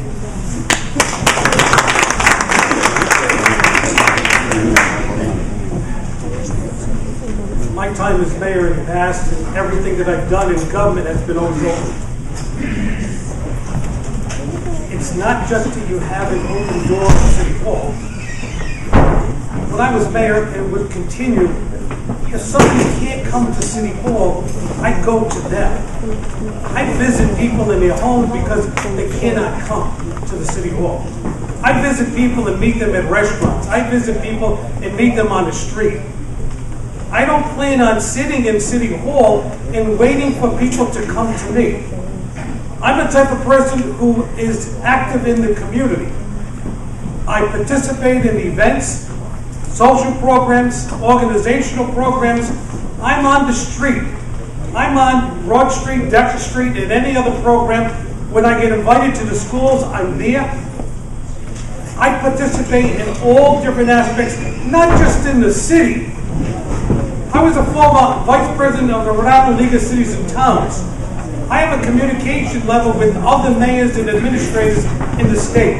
I've worked with Senator Reed, Senator Whitehouse, Congressman Langevin. I've worked very closely with. I've worked with most of the mayors in the state of Rhode Island now, and other elected officials.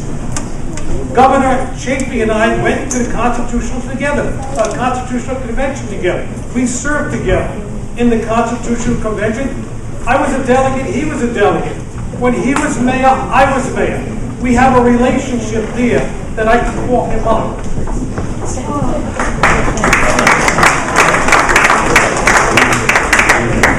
I can answer the question real simple. My door's always been open as the police chief. It'll always be open as the mayor. If it means going in there on Saturdays, I've met with people at the police department, 8 o'clock at night, 1 o'clock in the morning, whenever you have a problem. Matter of fact, some people run my door at my house, 225 Sherman Ave. Thanks.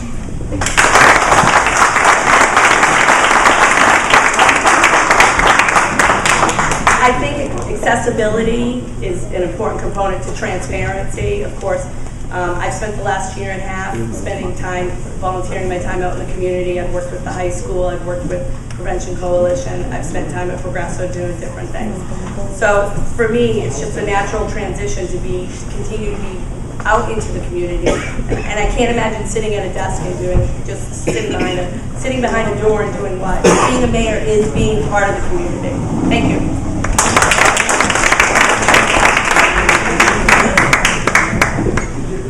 So after this cloud of corruption, as mayor, I need to build your trust again. So I'll make sure I keep an open door policy where many of you I know work during the day. So I'll stay late night hours, keep office hours, and make myself readily available so you can come see your mayor. You should see your mayor. You are my boss. I should meet with you at any time. Besides that, I will work hard too to make sure at least once a month, 4 hours are extended for those who can't attend. For those who have to miss a day out of work to take care of city businesses. That's what I'll do as mayor. Thank you.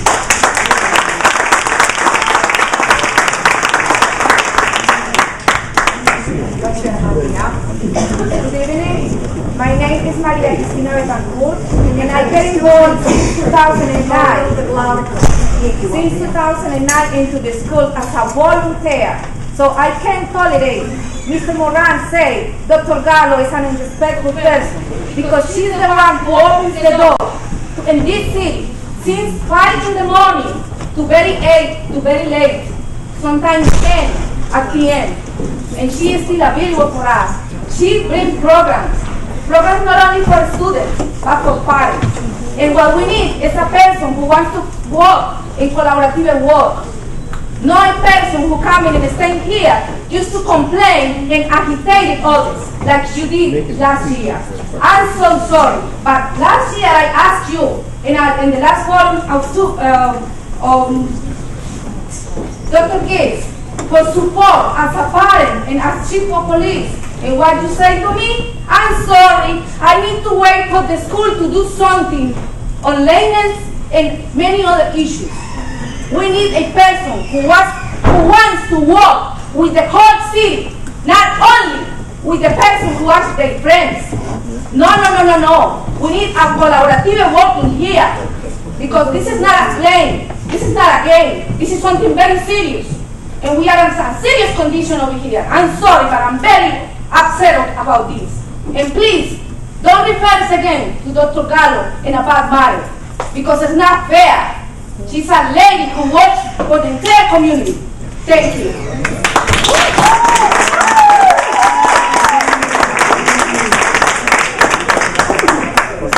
Thank you for your concerns, first of all. Second of all, what my complaint to you was, as a parent volunteer, was what you should be doing, meaning the school district should be disciplining some of the kids that are late, including if my daughters were late for school.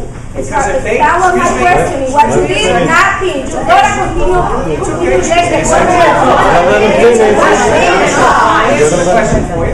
Please. Very simple problem is that when you don't discipline the kids in the city of Central Falls and they're late for school, and they become, and you promote that because you don't discipline them from the school district perspective, then what happens is when they get a job, all you're doing is making it more difficult for them kids, because if they're late for school, they're going to be late for their job, and they're going to be either fired or unemployed. I don't want to see that. I don't want to see that for my daughters. I don't want to see it for your children or anybody else in the entire city of Central Falls. As far as Dr. Gallo goes, I explained to you I had a good working relationship with her initially. And then when I find out that they do sneaky things behind the scenes, and what I reference to that is that when teachers are assaulted and students are assaulted inside the school district and they don't pick up the telephone to call the police department so we can go over there and interact with the school kids, parents, and do all the socioeconomic things that we need to, because the city of Central Falls right now, last year at the school district, you talk about socioeconomic issues, there was 41 young girls expecting at the high school last year, and there was 5 at the middle school. That disappoints me. And that disappoints me, and part of the reason may be because they closed down the library and closed down the community center. And they don't have a vested interest when they live in Little Compton, East Greenwich, Warwick, and Cranston. Right. That bothers me. Right. So you as a parent, and everybody else in here that are parents to the kids in Central Falls, we all need to step up and make sure they do what's right for themselves, get their education, make sure they're not late for school, so that way they progress, as many of us have done, to progress and be responsible, educated adults in the near future, and there's 2 things you're going to be in Central Falls or anywhere else. Part of the solution or part of the problem. I want to be part of the solution. I was part of the solution. The undoubted receivers hurt our city immensely. Is there any council members working with or against the receiver for the last 2 years?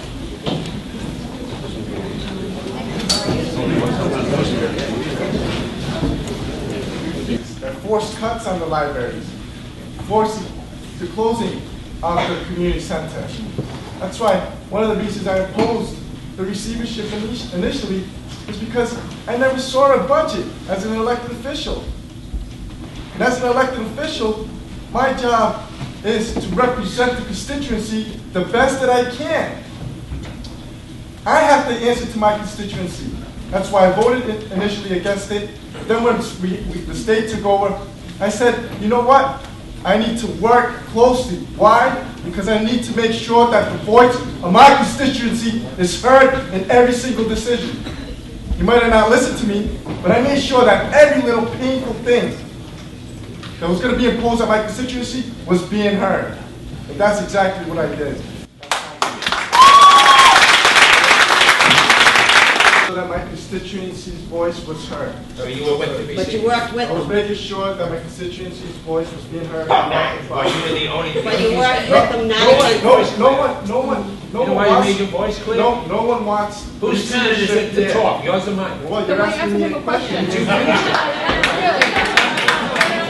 No, I asked the question. So the question is, Did you work with them, or did you work against them? them? Fire department for protecting the families of many in Central Falls. I appreciate all of your service, but truly is, no one wants strangers coming into your backyard and running your government. Nobody wants that. But you work with them. But I wanted to make sure that the voice of my constituents was being heard, and that's why I stayed close, making sure that every decision you made was being considerate of what the constituencies was feeling at the time. That's my response. The answer is he was with the receivership. In fact, he was. What's your answer? That's very disrespectful. Let Bruce answer his questions like you let everyone answer their questions. The question wasn't to Bruce. No disrespect, the question wasn't answered. Mike, let Bruce, The question was never we answered. have to let the candidates finish or their remarks. My opinion, the question, to answer the question, my opinion is that he was with the receivership because he was the only elected official allowed in City Hall for the past 15 months. Everybody else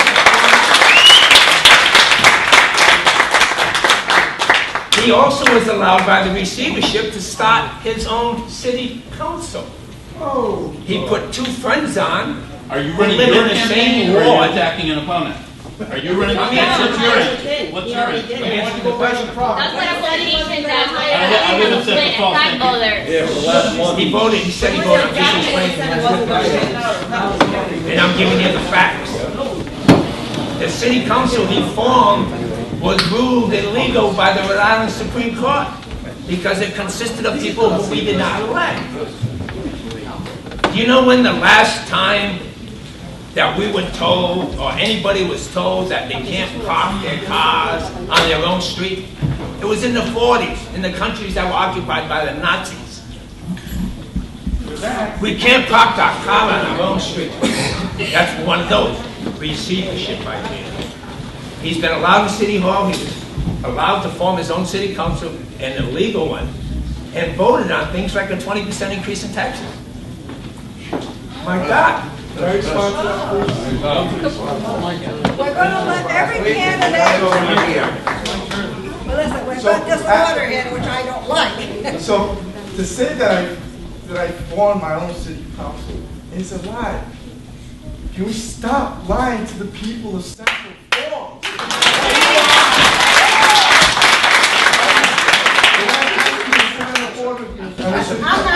Exactly. But as an elected official, I'm going to work hard every single day to make sure if my city doors are closed, I'm going to make sure I have access to all the information. Time out. Every candidate's going to respond and that's it. I don't want any outburst. And if there's any outburst, we'll have to have this court. I'll do it personally.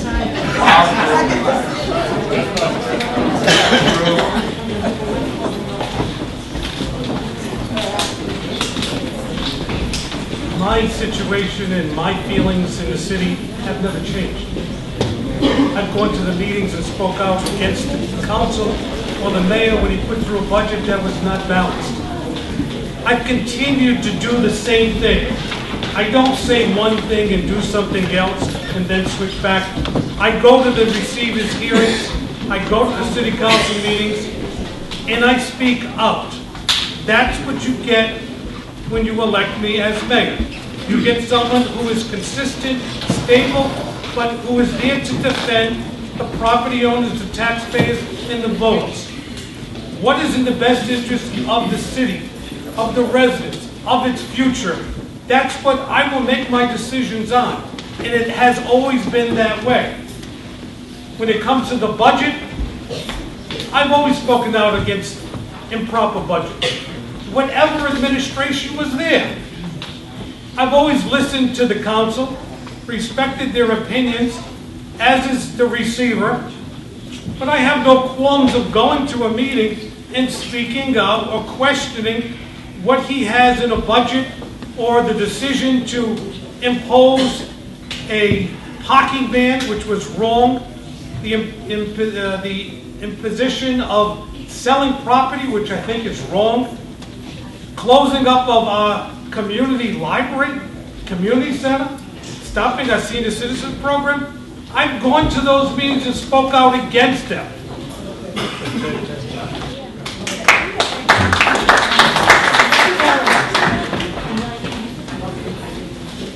Very briefly, just for educational purposes, we went from a mayor and council form of government to a dictatorship, from a receiver that eliminated the city council, obviously. We went from 5 city council people and 3 people on the receivers council to 1 person, Ms. Gail Currigan, running the city. And then that's how come you get things such as a parking ban, which I addressed as well in front of the city council. The problem with that is that currently, what the police department does when we have a snow ban, is they go around, as a courtesy, under my administration previously, they go around, they put the lights on, the siren on, and buzz the horn. The only thing we didn't do was yell up for you that you come downstairs and move the car. Other than that, it was taken care of. So we shouldn't be doing any silly things like putting a parking ban in, because if people live in a 3-unit house in the front and a 3-unit house in the back, as I grew up on Hunt Street at 585, if you look at the house, there's 7 or 8 cars that you can fit in a yard. At 3 o'clock in the morning, you have an emergency. You got to wake everybody up so they can move a car. Ridiculous. You don't do things like that in city government. Thank you. My only comment is, I believe the question was answered.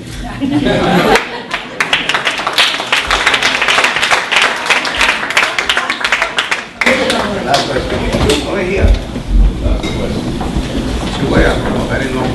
I'm a student at the high school, right? So I was wondering, how have you been involved in any of the school districts this past year?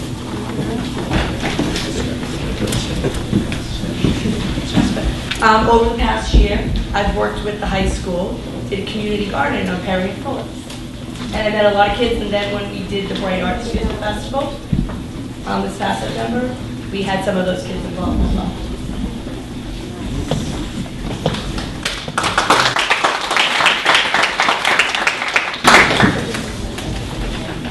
I support education. Like I said before, education opened the doors for me to where I am today.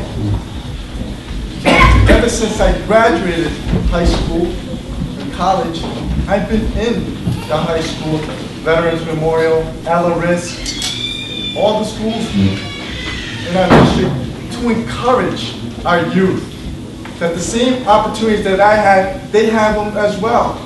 That they need to take advantage of them and become successful and come back to our city of Central Falls. So I go into classrooms at least once a month and talk to the children. I go read to the children. I go support the sports program. I go to the school board committee hearings to know what's going on in my school. And I have a great spokesperson for the school, which is my brother. I care a lot about his future. And most importantly, the kids that go to these schools are our children, are our future. As mayor, I need to make sure that they're on the right track, that every opportunity is there for them to become successful. Because if our future is successful, this city's going to have a big, bright future. Thank you.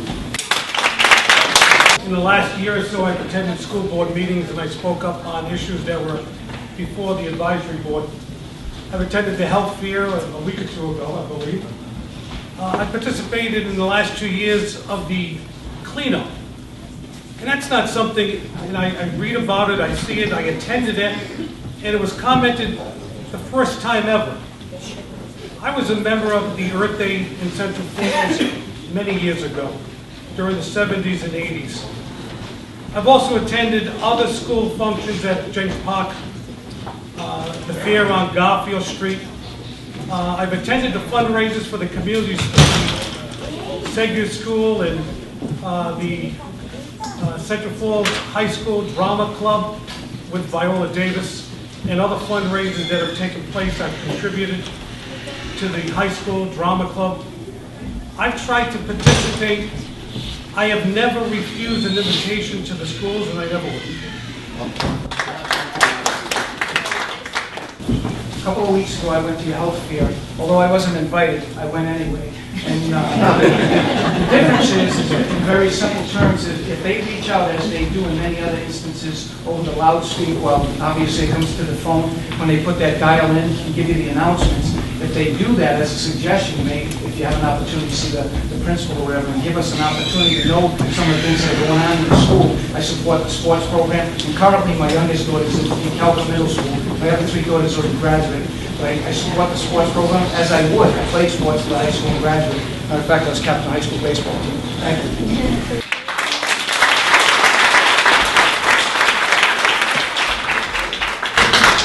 Just for disclosure purposes, I was born and raised in the city. I'm not a resident of the city anymore, but I am the president of the Central Falls Police Retirees Association, an organization that didn't start and become an organization until they took half our pensions, took our health coverage, took our life insurance.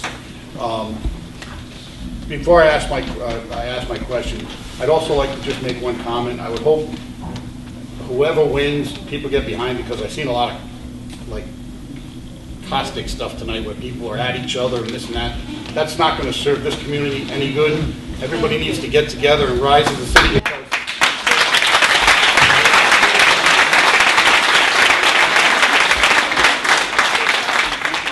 That's the only way anything's going to happen. Attendance by everybody, people not just showing up this one occasion. Show up at every occasion. Make yourself be known. Be part of the solution. Don't be part of the problem. And just the bickering just ain't going to work. It's just not going to. It doesn't produce anything. It just produces more bickering, more fighting, and more problems. But my question is, it's kind of twofold.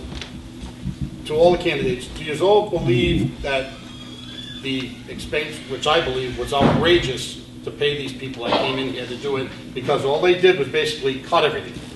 Anybody could have did that for $500 a week instead of the money they were charged. So shame on the state government for allowing that to happen. A, so do you believe it was too expensive? And B, do any of you intend, and I know I asked this at another forum, do any of you intend to tell the state, to be quite frank, go piss in the wind, we're not giving you the money for this?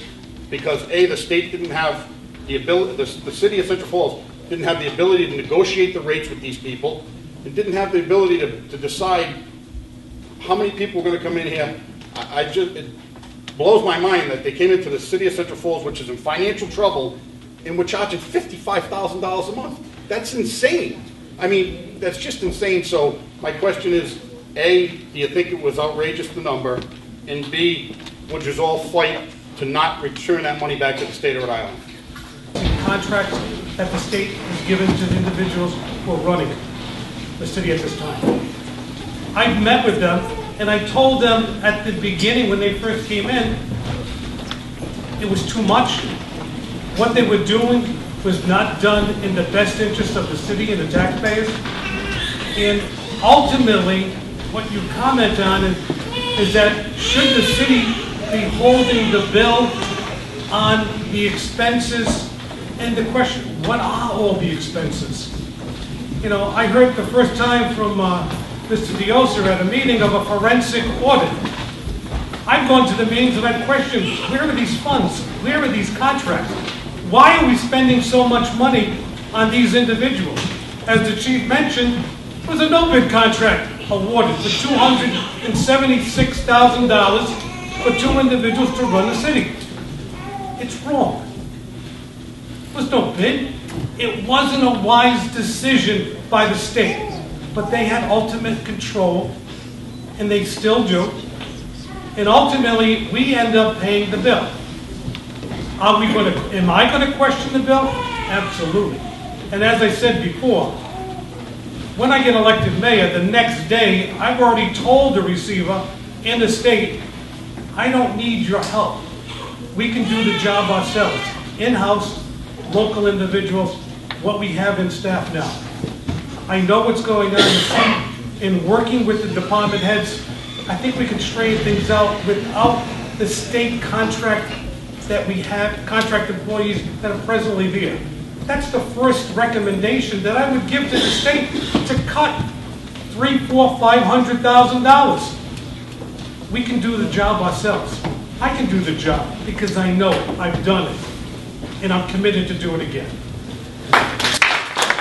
1 month ago, the state of Rhode Island was boasting that they had a $115 million surplus. So with that, if it costs us $5 million in the city, instead of them being pigs and taking $115 million surplus, we give them $110 million surplus and give $5 to the city of Central Falls, so it's not on the backs of the taxpayers over here. Secondly, as far as the investigation, I would call for an investigation because under the Fiscal Stability Act that was currently passed by the state reps and the senators, it says that the receiver had the powers of the mayor. Last time I knew, unless he showed there was an emergency, they have an emergency process. Show me that they needed an emergency to hire a $276,000 consultant. And I'm going to give you some dates here so you can all think about when you go home. And this goes back to 2010. February 1st, Mr. Flanders was named the receiver for Central Falls. February 25th of 2010, he was given a contract, $30,000 a month. That's open records. You can check that out. On March 9th, 2010, we had department head meetings. As the police chief, every Wednesday we had a department head meeting. On March 9th, Ms. Gail Corrigan come in as a voluntary consultant. On March 16th, she was introduced to everybody as a department head. So as she's introduced, we have discussions because of her position, what she's going to do and things like that. On April 8th, 2010, she goes to the State Secretary of State's office and she creates her own company, Municipal Management Solutions. 25 days later, May 3rd, 2010, she got a $276,000 contract, no bid contract. On May 11th, she was named the Chief of Staff. March 9th, voluntary consultant. May 11th, Chief of Staff, $276,000 contract. May 13th, she had a $16,000 they paid a company to come in and to analyze the police and fire department. They paid $16,000 for that. They were analyzing the police and fire department with no information from the police officers, myself in my capacity, or any of the firefighters. They come across with a 45-page document. I went through that document, and in that document, I ended up finding all kinds of inconsistencies with it, and that was brought to their attention. I'll cut it short. Thank you very much. We don't have any money for infrastructure, we don't have any money for pensions, we don't have any money for other things. That's just another bill that we don't have money for. Exactly. There's corruption at a state level. I think that is. So I reiterate my position on that. The poor decision-making during the past administration had led to this receivership. Due to the small amount of people making these decisions, everyone is paying for this. So I already talked to Senator Crowley, and she's looking forward to putting in a bill. We'll refuse the state will refuse the city to have to pay for that big bill.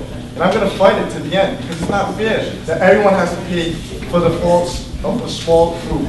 So yes, it is ridiculous. It is outrageous. And I'm going to fight to make sure we don't pay that. So, now I'm not trying to be argumentative at all, but the first part of the question, do you think the cost was outrageous? It was outrageous. Okay, thank you.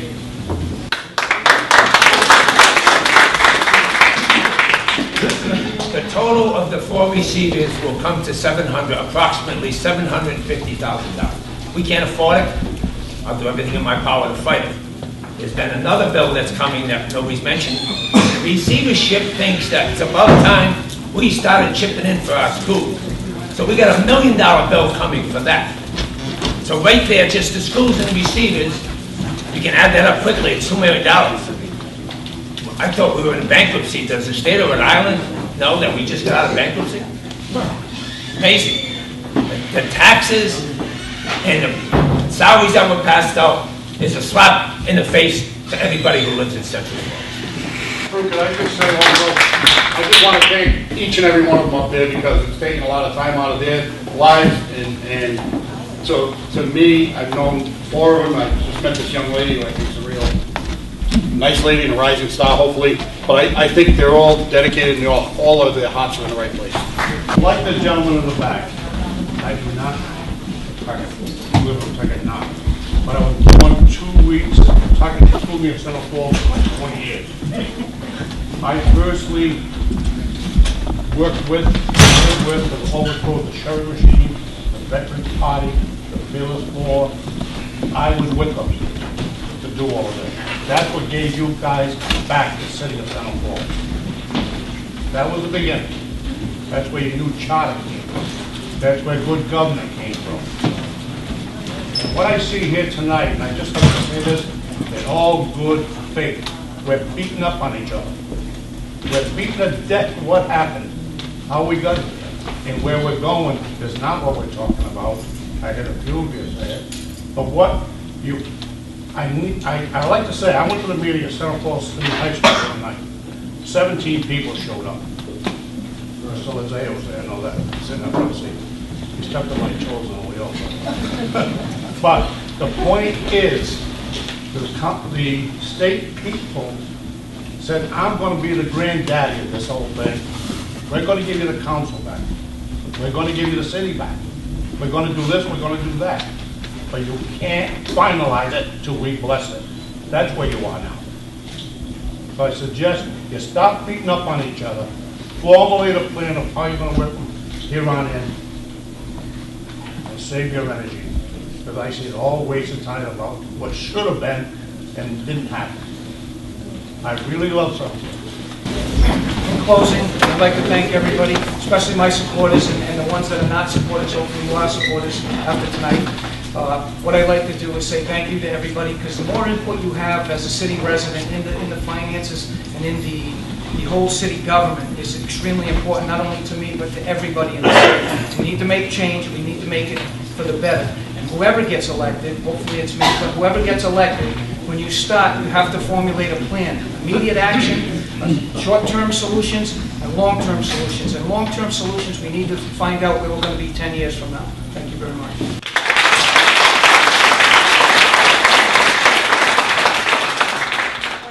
I'd just like to say that while I haven't grown up in Central Falls, I've lived here for about 10 years, and I really do love this city. I really hope that we as a community can come together, just like the gentleman said. A lot of energy expended, but if it's not channeled in a positive way, it's not going to get us anywhere. We're all going to spin around in a little circle. So I would just say this, Chief. One thing I've learned over the last year and a half, 2 years, without having representation of our elected officials, is that democracy only works if people get involved. Otherwise, you have a dictatorship, which you can go to other countries and do that, but I think a lot of people come here because they want opportunity. So I think the opportunity lies in being involved. So I hope that this has inspired people to get more involved. We had a bad experience, but let's use it for positivity. Okay, so that's all I have to say. So I think we're all here because we love Central Falls. Other than that, we would be home doing something else. And I commend every one of my opponents for being here, because in some way, they played a critical role in our city. When I was going to school, criminal justice, I went and asked advice for Joe Moran. Growing up, I saw Mayor Tom Lizzie, you know, and then I wasn't young enough to see the finals.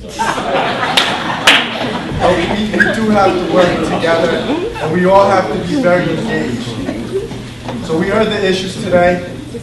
We need a person that's going to be able to change the direction of Central Falls. So you'll make that decision on November 6th. I hope you vote for James Diossa. Thank you.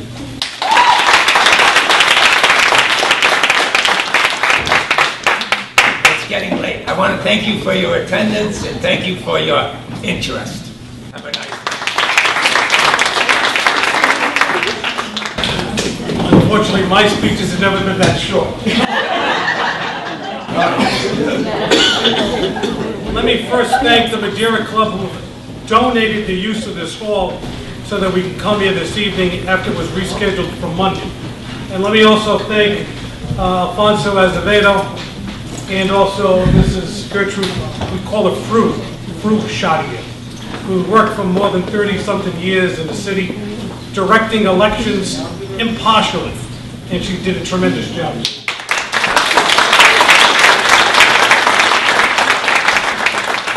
Next week is only one step in this process for an election. It's a primary. We are all asking you for your vote, to go out, talk to your friends, your family, because the decision you make will provide us leadership for the next year. I'm asking you for your vote and your support, because in the next year, we need someone who has the experience but knowledge of government in what the city can do and how we can change things and move things forward. It's a financial decision. I want you to vote from your pocketbook, because I think I can save you and the taxpayers the most by running an efficient, tax-efficient government, but also an honest, open, and ethical government. And I thank you all very much. But remember, this is only a primary. The top two candidates will then face each other on December 11th. And let me make a commitment to you. If I make it into the top two, I will be here every week before the voters to answer your questions. Not at the end of the campaign, not 2 days before. I will be here every week between the primary and the election, meeting with you, answering your questions every week, and that's a promise.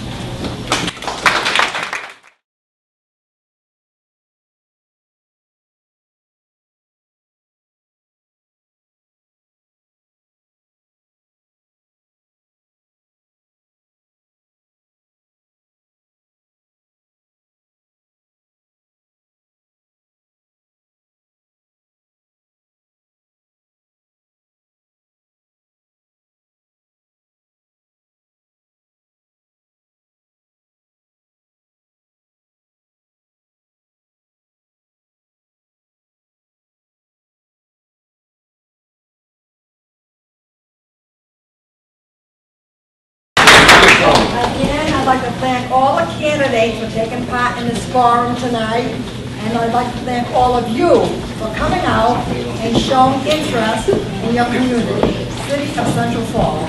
Thank you and good night.